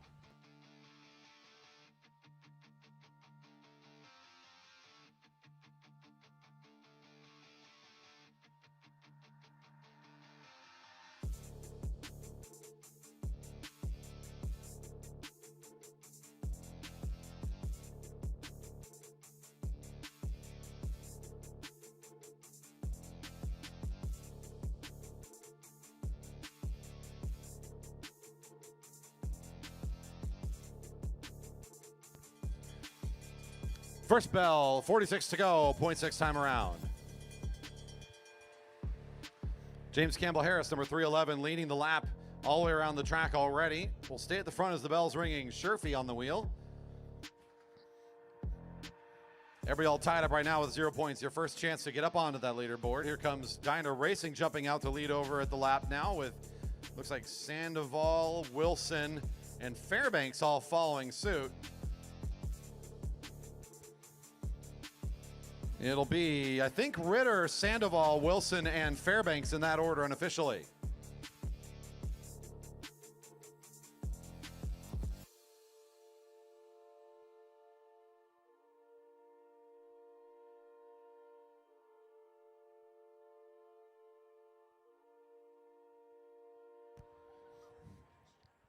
We did take a look at those season standings for the Cat 1-2 Men Rider of the Year. Merrick Gallagher not catchable numerically no matter how well one rider does tonight. So we'll end the season as our Rider of the Year. Congratulations to Gallagher for what has been, again, a really great 2024 campaign.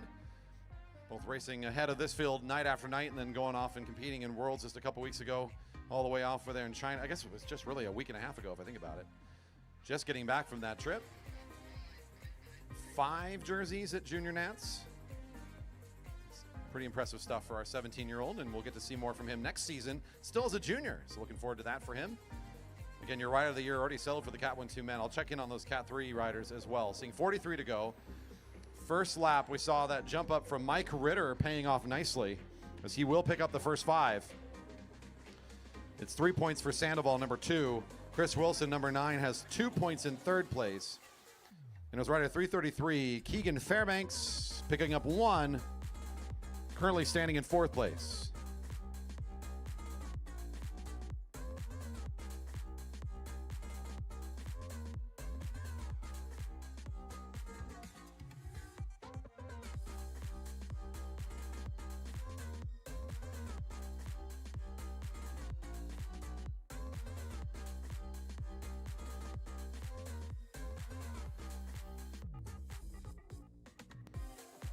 Pretty sure, looking at the numbers here, Keegan Fairbanks numerically also already should be rocking away with this Cat 3 Rider of the Year jersey.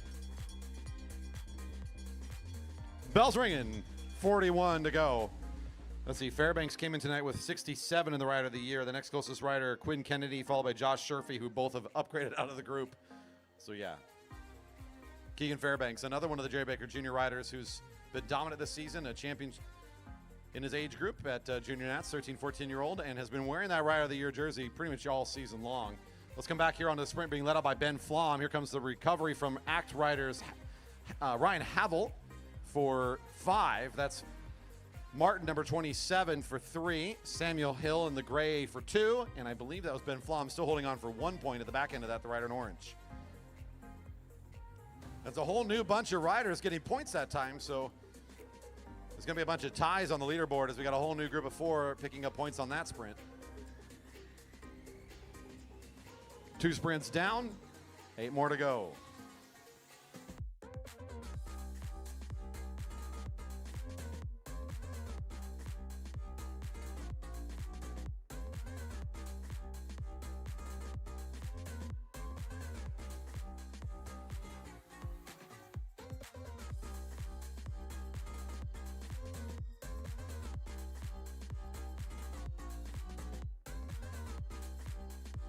To confirm, we got Ritter and Havel in a tie with 5 apiece. Sandoval and Martin in a tie with 3 apiece. Wilson and Hill in a tie with 2. And Fairbanks and Flom both with 1. 4 two-way ties for our first 4 positions after just 2 sprints. 38 to go, Bell at 36.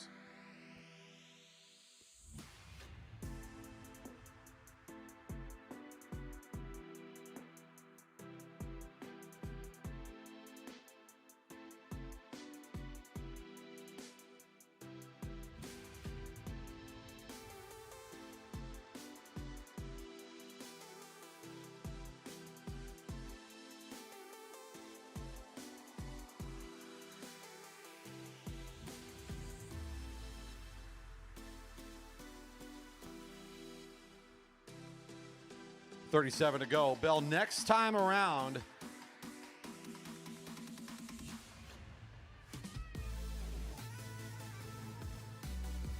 One of your leaders getting an opportunity to try to get back in this right before the sprint starts. Winning that first sprint, Ritter now on his way back up. The field about to reaccelerate. That, yeah, that's rough. That could be rough. We'll see what happens here. Here comes the bell here in just a moment. And well before that, a nice move from the middle top of the field. Bell's ringing now, 36 to go. Nolan Adams, nice jump up from the group number 6 in control now with Conrad Mayer, number 320. Here comes Ben Flom, number 10.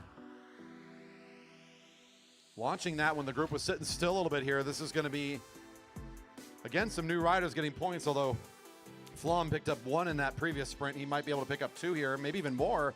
He's on a nice catch here. Adams at the front. And a good catch from Flom. Not quite enough. I think 6 will get it for 5. Flom 3.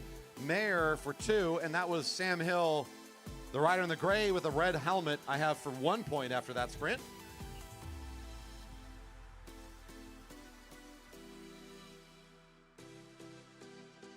We'll get the points updates here shortly. 3 sprints down, 7 more to go.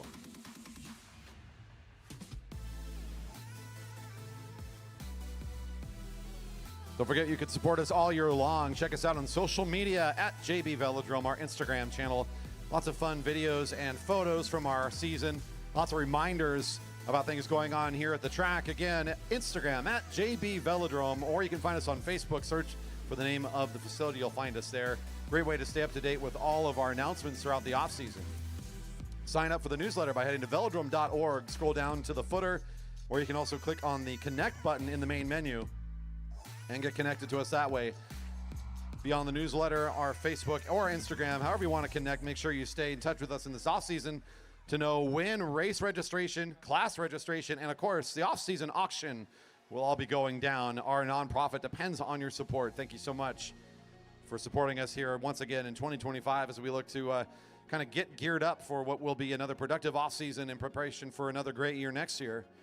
Don't forget to follow us again at JB Velodrome, or sign up for the newsletter through our website, velodrome.org. Seeing 32 to go, we got one rider pulling away. That's Carl Hafer, Found Cycling Guild, number 21. Snowblin, number 303 for Aerotech Racing. Also on the front of the field now, trying to catch this thing, bring Hafer a bit closer. He's got Sherfy right with him.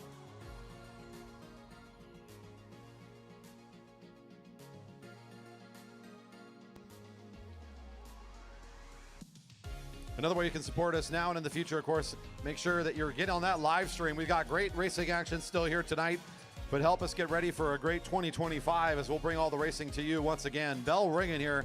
Number 21 gets the bell. 52 off the front of the field will be the next rider eligible for points. Seeing 31 to go. Sherfy, number 52, just off the front of this group. Now here comes Havel. Looking quick here tonight. Again, showing that he's probably ready for that upgrade. He's been very consistent here as a Cat 3 rider since making his return. It'll be 5 points for Hafer. 3 for Havel, number 336. 2 for Fairbanks, number 333. I believe that's Hodges, number 347. Picks up 1 point. You will notice that the rider for Dyna Racing had come up right behind the leader, but not caught by the field yet, was not eligible for points in that sprint. Will not be scored. That's right, support us on the YouTube. Want to get back to that as well. We're streaming right now. If you have not subscribed, please do help us, as we've gotten a lot of subscribers in this previous year, especially as we came into Junior Nationals. Jump onto the YouTube real quick before our season ends. Make sure you hit the subscribe button and the thumbs up on YouTube. If you want to find us, just get onto the app and search for Jerry Baker Memorial Velodrome or the channel name directly in your browser, velodrome.com/JB Velodrome. Give us some love here before the end of the regular season. Great way for racers and our fans to go back and rewatch our previous races. Of course, all of our special events, our regional and national championships, the Grand Prix, and every Friday night race streamed and recorded for your rewatching pleasure later on the YouTube. Give us some love and support. If you're here tonight, don't forget, hit that thumbs up on the video and leave a little bit of positivity in the comment section. We've seen already from a lot of our fans tonight, many of our regulars. Thank you again for joining us here this evening. Field seeing 28 to go. It's Scott Grinsell now in the catch, trying to get up to the speedsters on the front, as this has become kind of a threatening situation. You see the rider in pink on the back straight on their way to catching Fairbanks and Hafer. And these two riders putting in a nice consistent tempo off the front of this field have set themselves up to score a lot of points out here. 27 to go. It's Hafer and Fairbanks together. Here comes number 18. Grinsell might be able to add into the workforce if he can make his way up. Back to the field, we see some urgency from number 9. This is Chris Wilson for Fountain Cycling Guild, who's jumped out of the group, and that's encouraged Martin and now even Sandoval to try to jump on board. A lot of energy now being spent to try to bring back the leaders, as this is starting to feel like a very big move, potentially the move of the race. Your leaders coming on the home straight will be getting the bell. The catch from Wilson and Martin starting to get together. They're moving ahead, but here we go. The bell's ringing for Hafer, Fairbanks, and Grinsell, who's just off the pace of these leaders. There's Wilson and Martin, both within striking distance for some points here on this lap as well. The rest of the field probably out of the points on this one. Your leaders, look at Fairbanks making the jump. He doesn't want to work with Hafer right now. He's trying to be greedy. If he wants to stay away from this field, he might need to go back in and participate a bit more on this effort. He's also got Grinsell trying to catch on. Maybe these three get back together again and continue to work. Fairbanks says he doesn't want to stay on it. He'll get the 5 and pull up. Here's Hafer, get for 3. That's 2 points for Grinsell and 1 for number 9, Wilson. Fairbanks maybe hoping that Hafer would take over, and Hafer says, yeah, no, you did that to me. Now it's your turn, kid. Get on the front. No way. That wasn't just a little acceleration. That was a big acceleration. So he takes over the front. He does his due diligence. He'll start to be a participant. He's joined here now by Grinsell. We've got a group of 3 at 24 to go, trying to get more points. The move of the race so far, looking pretty good here. Your next group on the track is being led by Sam Hill, number 342. Now in turn 1, trying to bring this race a bit back together, although nice and above the blue line. Your leaders have an opportunity to keep on the pedals and maybe pull away a bit more as the field demonstrating rest right now. They're hitting high on the track positioning, well above the blue line, most of them. Your leaders just got to kind of get into their tempo, maybe settle a little bit down in that sprinter's lane, feel themselves out, get into a sort of a shared workload, and they might be able to put some distance here, put in some seconds against the field. Grinsell actually pulling up and off the pace. He helps for a few laps, but he's not feeling it anymore. So now it's Fairbanks and Hafer. Another 2, of course, Hafer, he acknowledges he's got the gearing. He's got the experience as a bit of a longer distance racer, so he's going to be on the front quite a bit if he wants to stay away. Fairbanks trying to help. You see Sam Hill, the rider on the front for the field now, trying to get things closer again, resume the speed in this field. At 22 to go, here's your front as Grinsell kind of gets back on one more time. Fairbanks takes a good lap.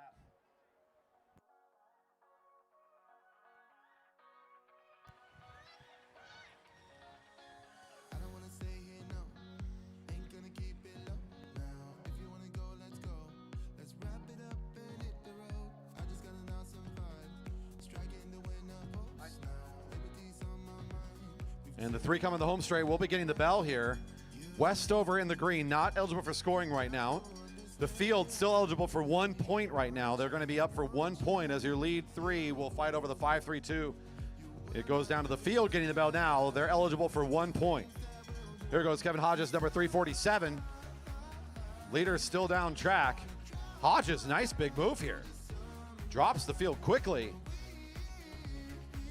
Back to the leaders. Let's see who wants to pick up the points. It looks like they're getting more cooperative here. You don't see Fairbanks making the jump yet. And he looks like he's going to hold his position. He's going to fight. Fairbanks 5, Hafer 3. 2 points for the pink rider from Dyna Racing. That's Scott Grinsell. 1 point for the green rider from Fountain Cycling. That's Hodges. Hill now trying to finish this catch. He didn't get points in that last sprint. He's going to try and seal the deal. Let's check in on the final standings here in just a moment. Good to hear from Beth Adams on the live stream, our long-time super fan, Beth Adams. We got to give her a badge or something in there. Got to start our YouTube membership program and give her some free love, you know what I'm saying? Good to hear from you out there, Beth, and tuning in and enjoying the racing tonight. Let's check the standings here once we get these numbers in. Fairbanks has managed to pull ahead now after picking up the last couple of points there. Big fivers in the last couple. Fairbanks with 13, Hafer with 11. Ryan Havel in third with 8. Nolan Adams in fourth with 5.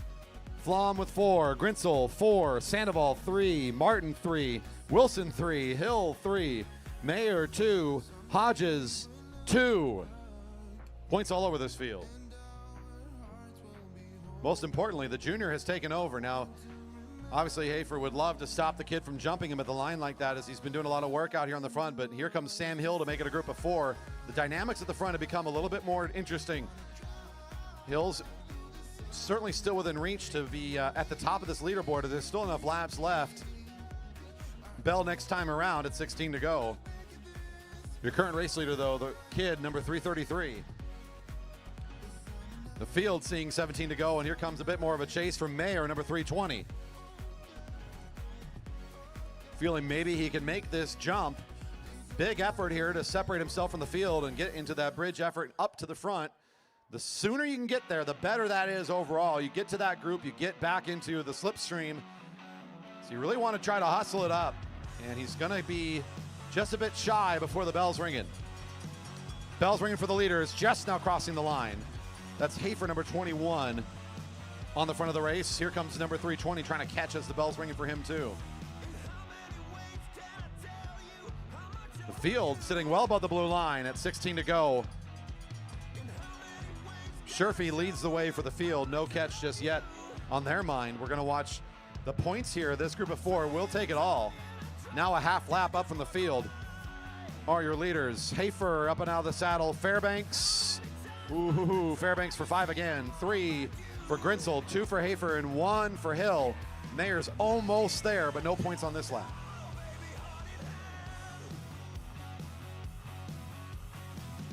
Here comes the field just now crossing the line, seeing 15 to go. Half lap down from the leaders. 2 riders up along the rail. They're going down on laps here as the field will catch. So they'll be scored at minus 20, back into the group.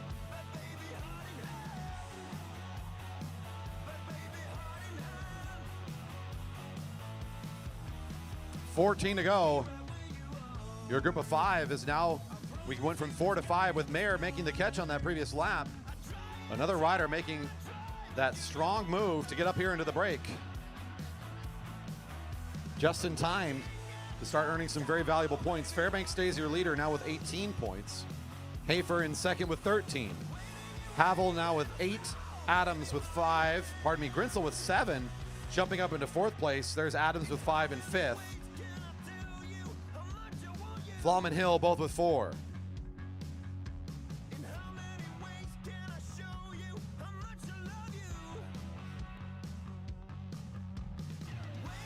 $13 to go.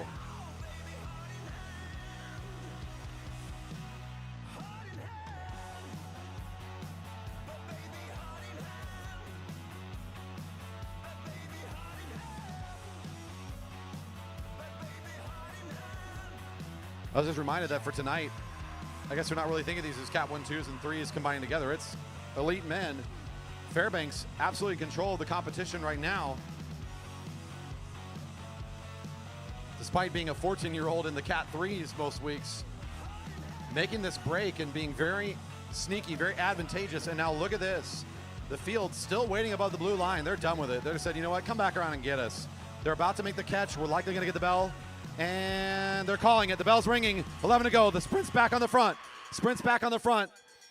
Leaders have caught. Leaders have caught. The sprint is underway, and the sprint is at the front. That makes Chris Wilson at the front of the field, the front of the race.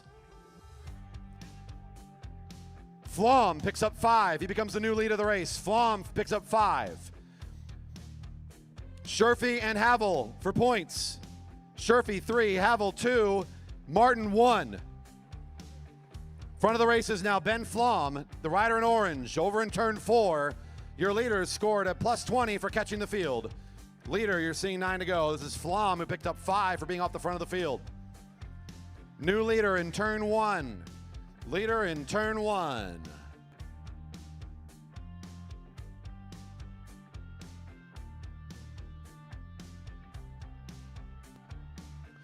Next up on the track, it's Sherfy and Havel, who may take over the front if Flom finishes the catch here as well. He's on his way. Field seeing 9, your leader about to see 8. Field starting to scurry again. They're kind of pulling away from the leader in positioning. That's number 10, who's the front of the race right now. The reason that happened is that group of 5, when they caught, they get scored plus 20. The field goes down the lap when they get caught. In other words, they kind of don't have to race a lap on the race. And the new leader in positioning becomes the racer who was left out in front of the field last. That's going to be Flom. Hasn't caught the field yet. That was the next closest rider to getting back around to the field. That still remains your leader. The field making it a bit hard on us as they're starting to break apart a little bit here. Seeing 8 to go, and your leader seeing 7.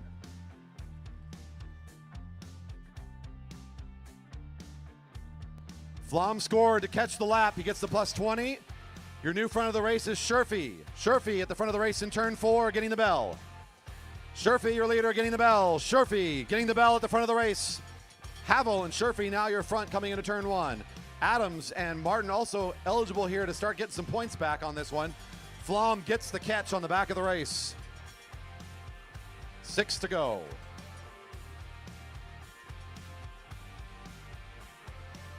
We got the Go Ben Go in the live stream. That must be a good moment as Ben catches. A nice catch there for number 10. We pick up the big 20. This will be 5 for Havel, the rider in white. Now at the front of your racing, 5 to go. Sherfy picks up 3. This is 2 points for Martin and 1 for Adams. The next closest group on the track now being led by Chris Wilson, number 9, seeing 5 to go. This looks to kind of be our field now if we just kind of look from the largest group on the track with Flom right behind. So that kind of broke apart there as Flom was catching some of those riders jumping up, making a group on the back straight.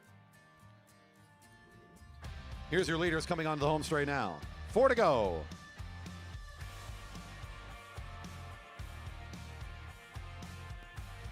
Still possible here that we'll get a little bit more chaos, but it looks like now with the separation between your leaders in the field, this is probably going to be the format of the race. Havel and Sherfy being joined by Adams and Martin. And this is going to be the race for the big 10 points at the end, although Fairbanks, after getting plus 20, is your leader with 38. Hafer with 33 in second. It's Flom in third with 29 after the big catch. Grinsel in fourth with 27, and Hill with 24, now good for fifth, and Mayer in sixth with 22. No surprise to see all those names make their way around the track, do end up in our top 6 right now. After that, it's Havel, the rider in white, who's off the front, currently with 15 points. Good for 7th place overall now.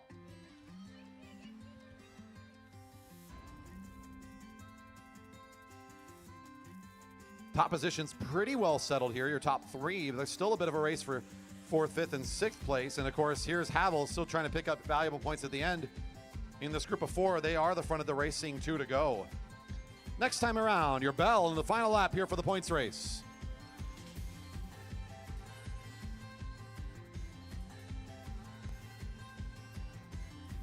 Danielson's joined the show for Keegan. He says, go Keegan from back at home. Been fun to cheer for that junior all year long and putting on a really good show here in what's an elite race. Our 14-year-old, look out for this kid over the next couple of years. A smart race here tonight for Keegan, making the break, picking up some very valuable points. I'm sure Carl Hafer doesn't like him very much tonight, but all the rest of us enjoying the show nonetheless. And here we go. It's your final lap for the elite men here in the regular season. 1 to go. 1 to go. 1 to go.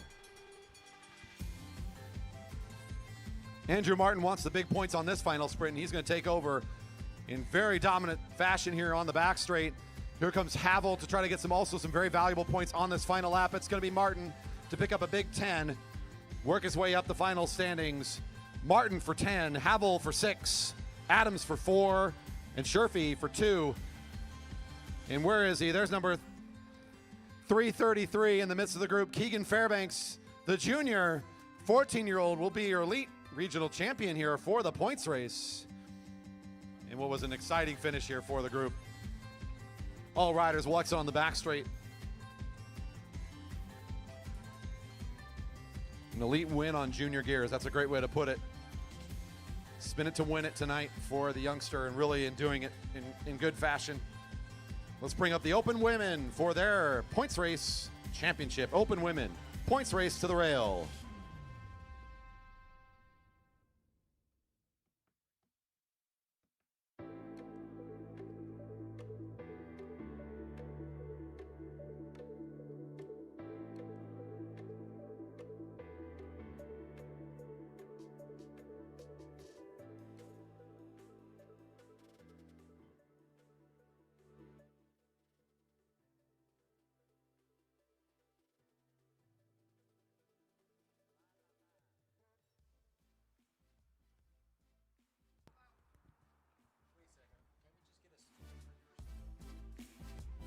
5x5 points race, currently neutral.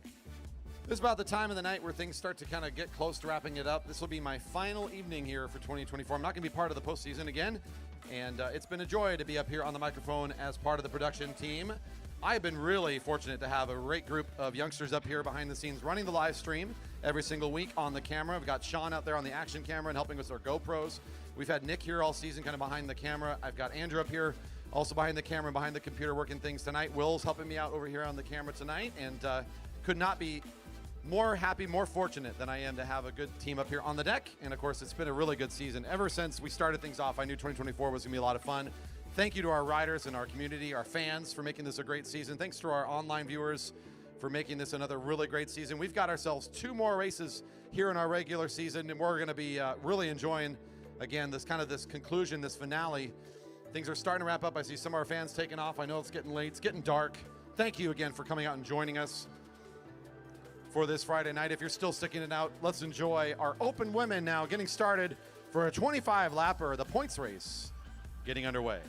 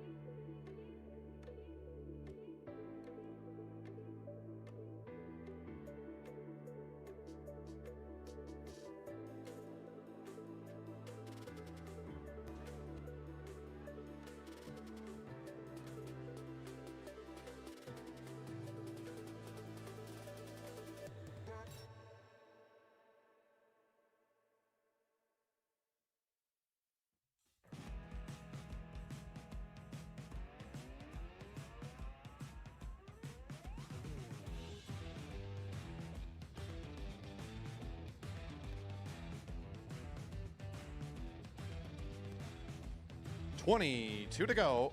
Bell next time. First chance for points. There's Claire Law, number 108. Sitting at the front of the group with Torrey Park right behind.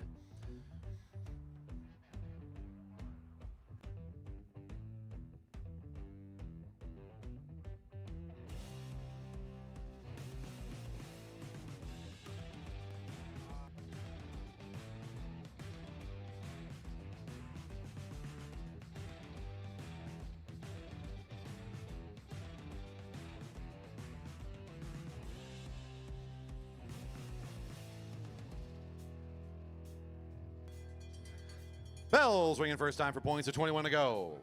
Park on the front, number 106.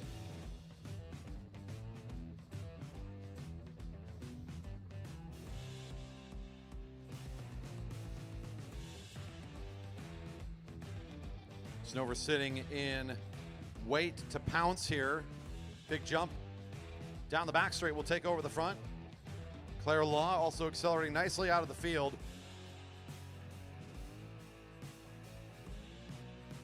Snover, Law, Park, Tomko in that order for our first point sprint.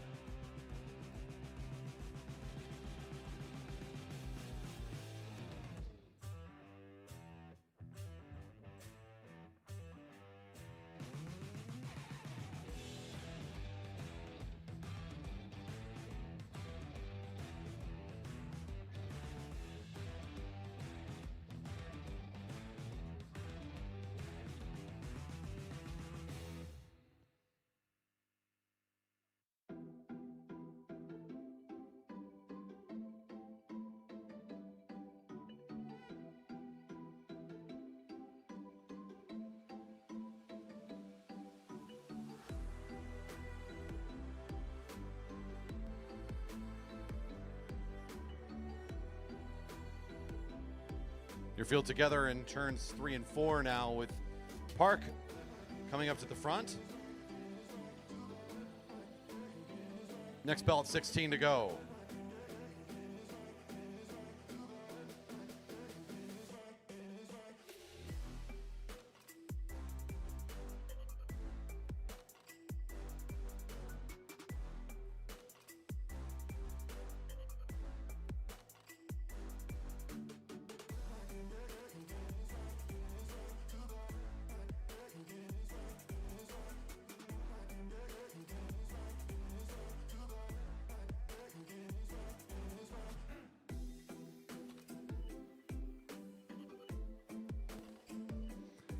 Bell next time.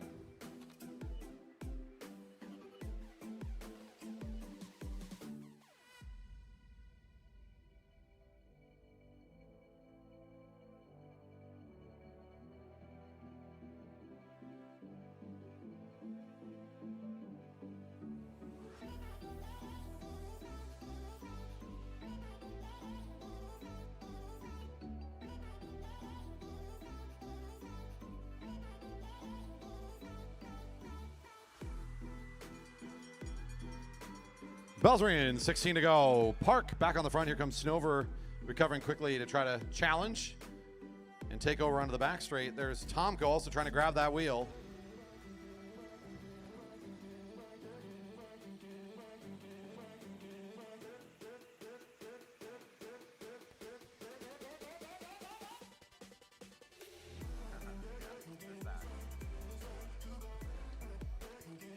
Snover for 5 again. Park, Tomko, and Law.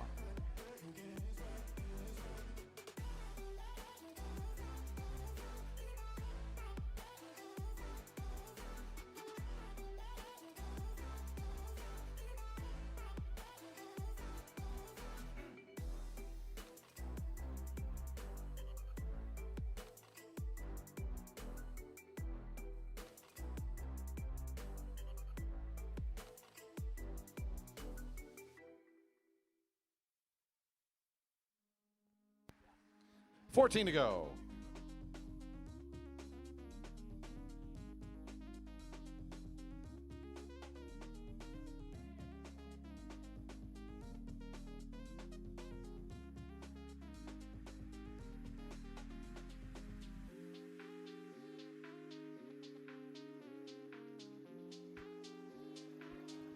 Snover, your leader with 10. Park in second with 5. Law in third with 4. Tomko in fourth with 3. 13 to go.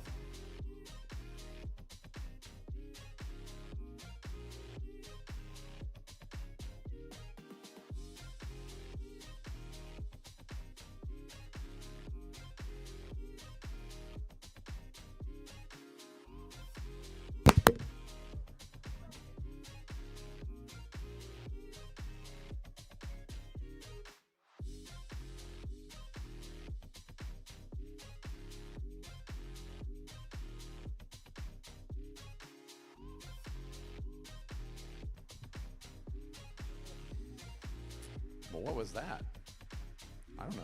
Did you hear that? Did you hear anything? I don't know. Also, I'll be submitting a request for a new microphone to the Marymore Velodrome Association board. Completely unrelated.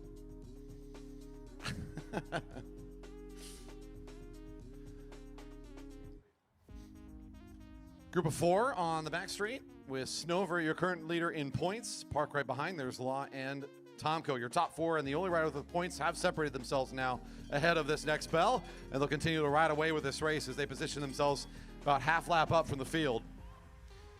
11 to go. They'll be getting points here. 10 to go. That leaves us with 2 more sprints after this one. 2 more chances for points.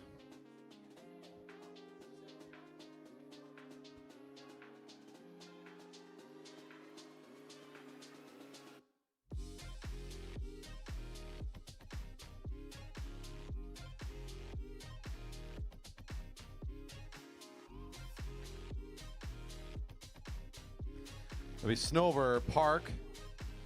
I believe that's Tomko and then Law, if I'm not mistaken. And off we go on their way to likely catching this field. Snover will continue to drive the pace. Tomko trying to get back up onto things here with Law holding steady.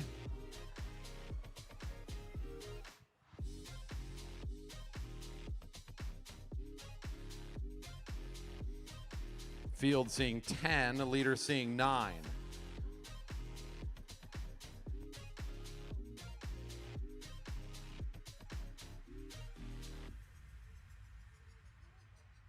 Field sits up. We'll get the catch here just out of turn 2.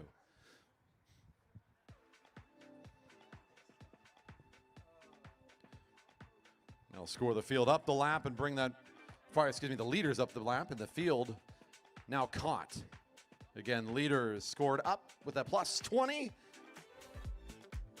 Oh, my mistake. The other way around. Appreciate that.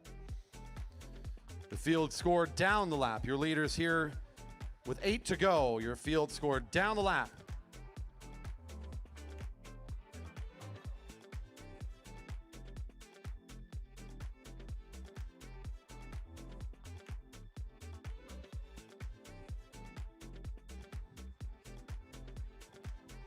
So we'll go to the points totals here. Once again, after the update, it's still Snover with 15.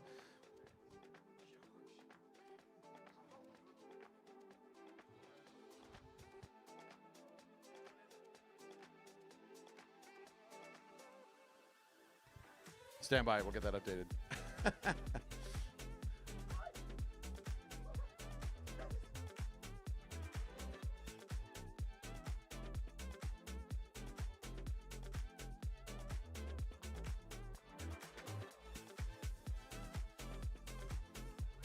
I can really tell that we're doing this work out in the wild. That's a 2.5-inch praying mantis that's just landed on our cameraman.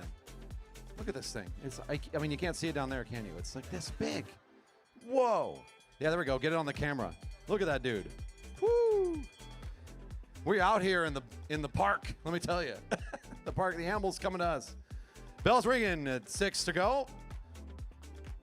More points next time. Snover with 15, Park with 8, Law with 5, Tomko with 5. And yes, confirming that my secondary call, the field scored down with the minus 20. Several riders down at that negative 20 point now. Sprint for another 5 at the front. It's Snover and Park. Snover by about a half a bike there as Park was chasing her down. Tomko 2 that time, and Law for 1.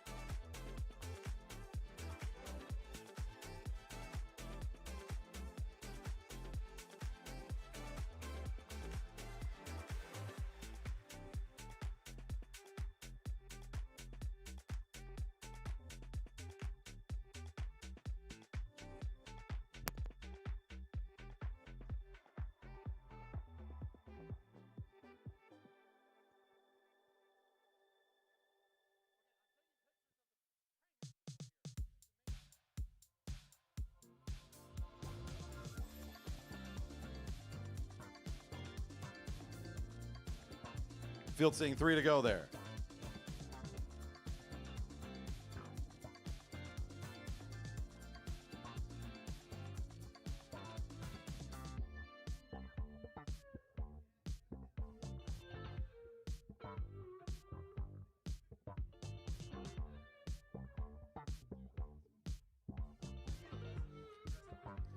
We need a name for the praying mantis, and we need a stat. 2 to go.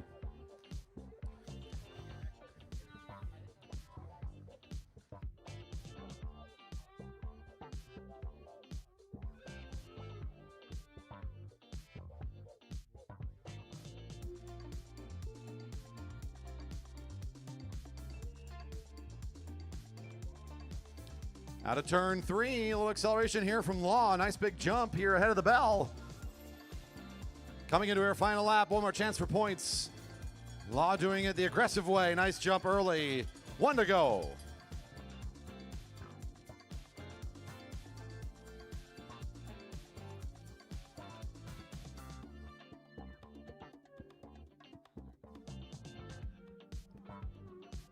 Snover up and out of the saddle, doing what she's done time and time again. A nice dominant finish here for your current leader in points. One more time to take the front. Why not get them all? 10 more for Snover. Park for 6.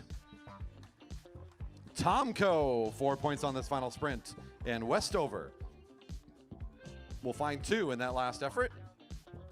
Riders will exit on the back straight as everybody's all wrapped up. Well done here in our points race. We've got one more group this evening. Let's bring up in just a moment those riders. We've got one more finisher, and we'll call you to the rail.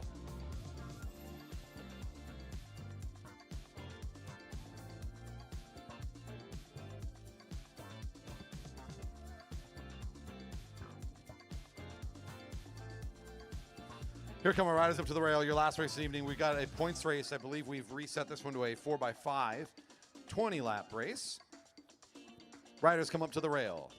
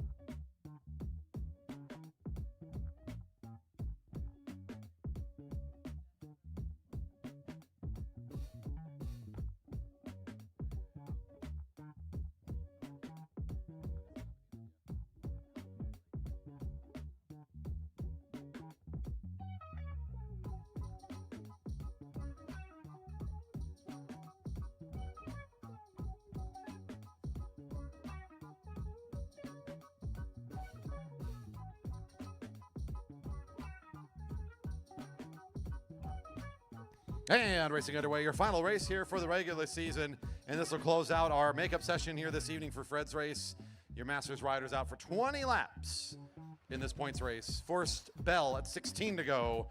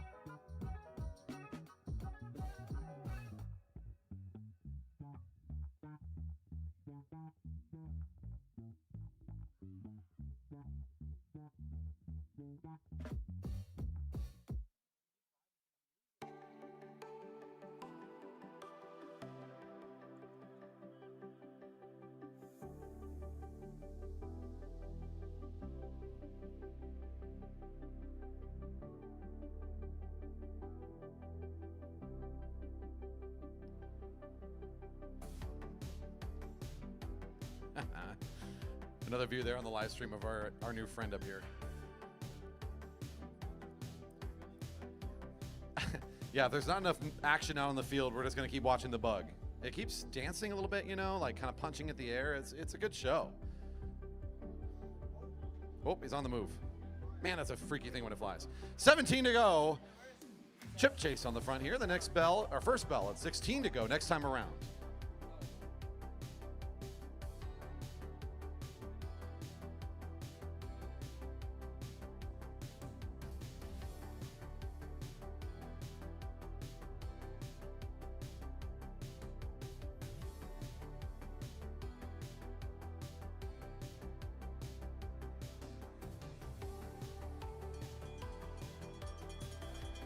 Bell's ringing. First chance for points here. 16 to go. Number 30 has been doing well here in this category this evening. Trying to pick up some early points on this first sprint.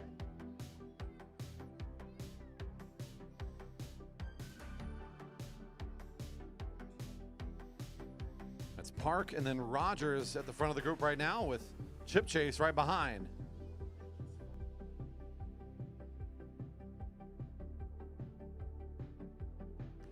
Park for 5, Rogers 3, that's Darlene 2, and Chip Chase 1.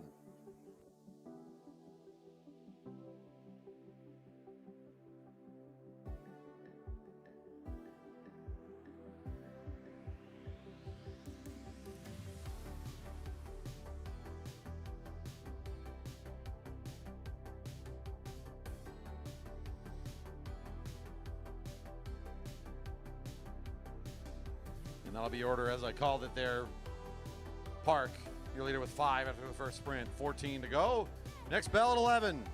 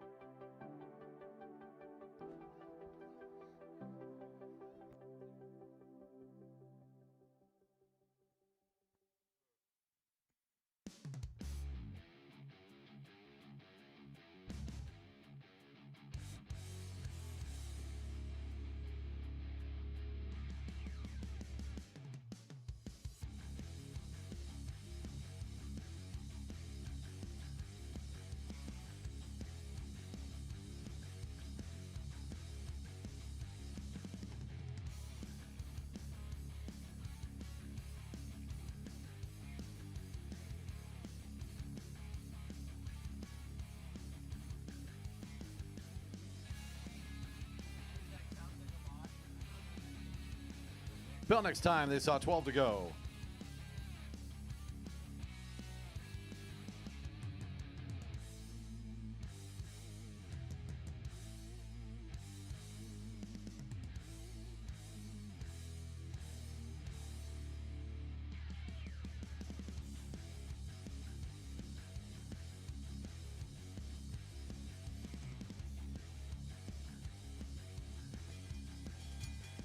Bell's ringing, 11 to go. Points next time around being led by Park, your current leader in the points. Chip Chase on his wheel.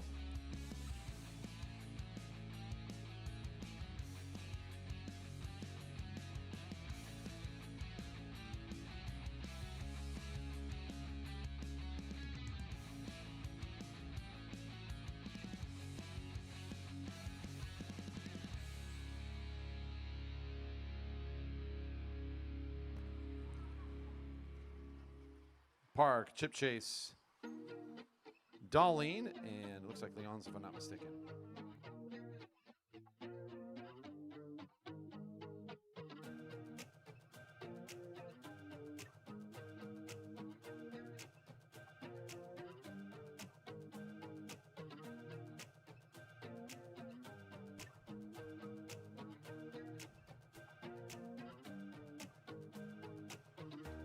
Nine to go.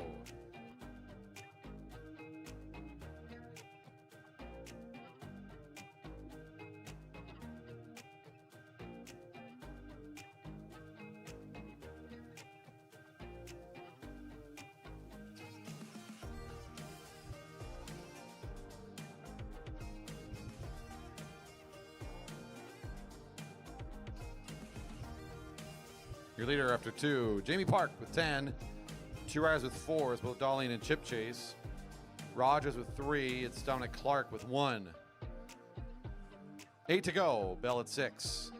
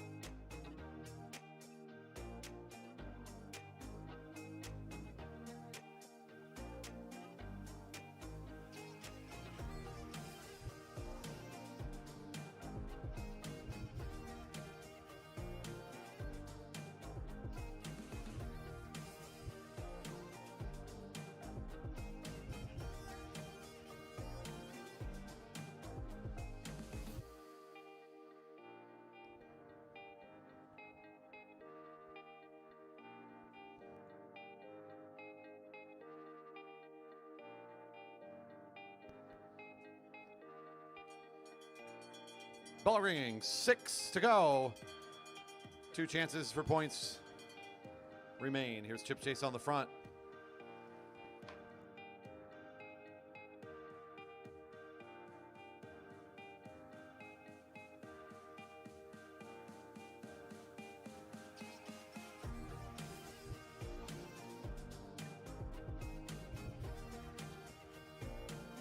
Park taking over the front through turns 3 and 4. Got a challenger this time, and Darlene will fly in for 5. Park for 3 this time. Chip Chase 2. Rogers 1 point.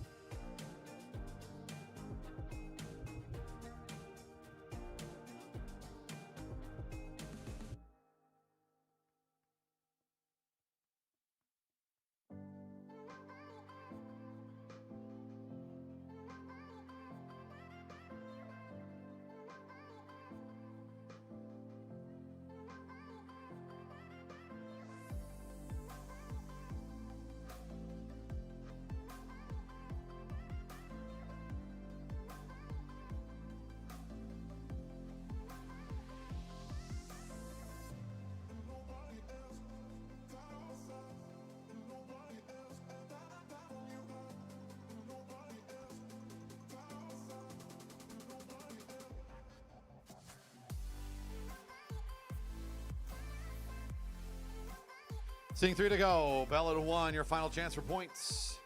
With Park, your leader at 13. Darlene in second with 9. Chip Chase in third with 6. Rogers in fourth with 4. Clark in fifth with 1. Other riders looking for their first points. 3 to go.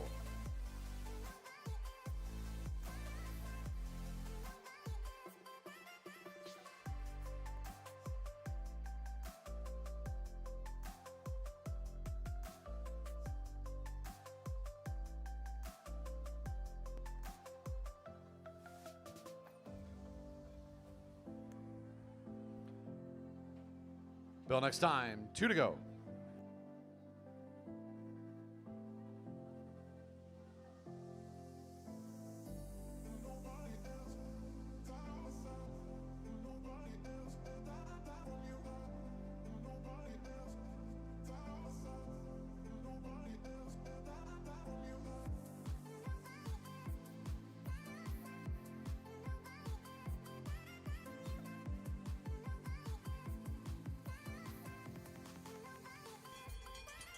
One to go. Final lap of racing here for the regular season. Off and away. Park trying to close this thing down. Try to collect one more time on the points this evening. So far leading this thing out from 400 meters to go. That's Chip Chase and Darlene putting in a good effort here on his wheel. Park for one more good fast lap here to finish off the season. Park, Chip Chase, Darlene. Park with another good one for 10. Chip Chase for 6. Darlene for 4. And 2 points for Rogers. Riders will make their way off on the back straight as they finish up.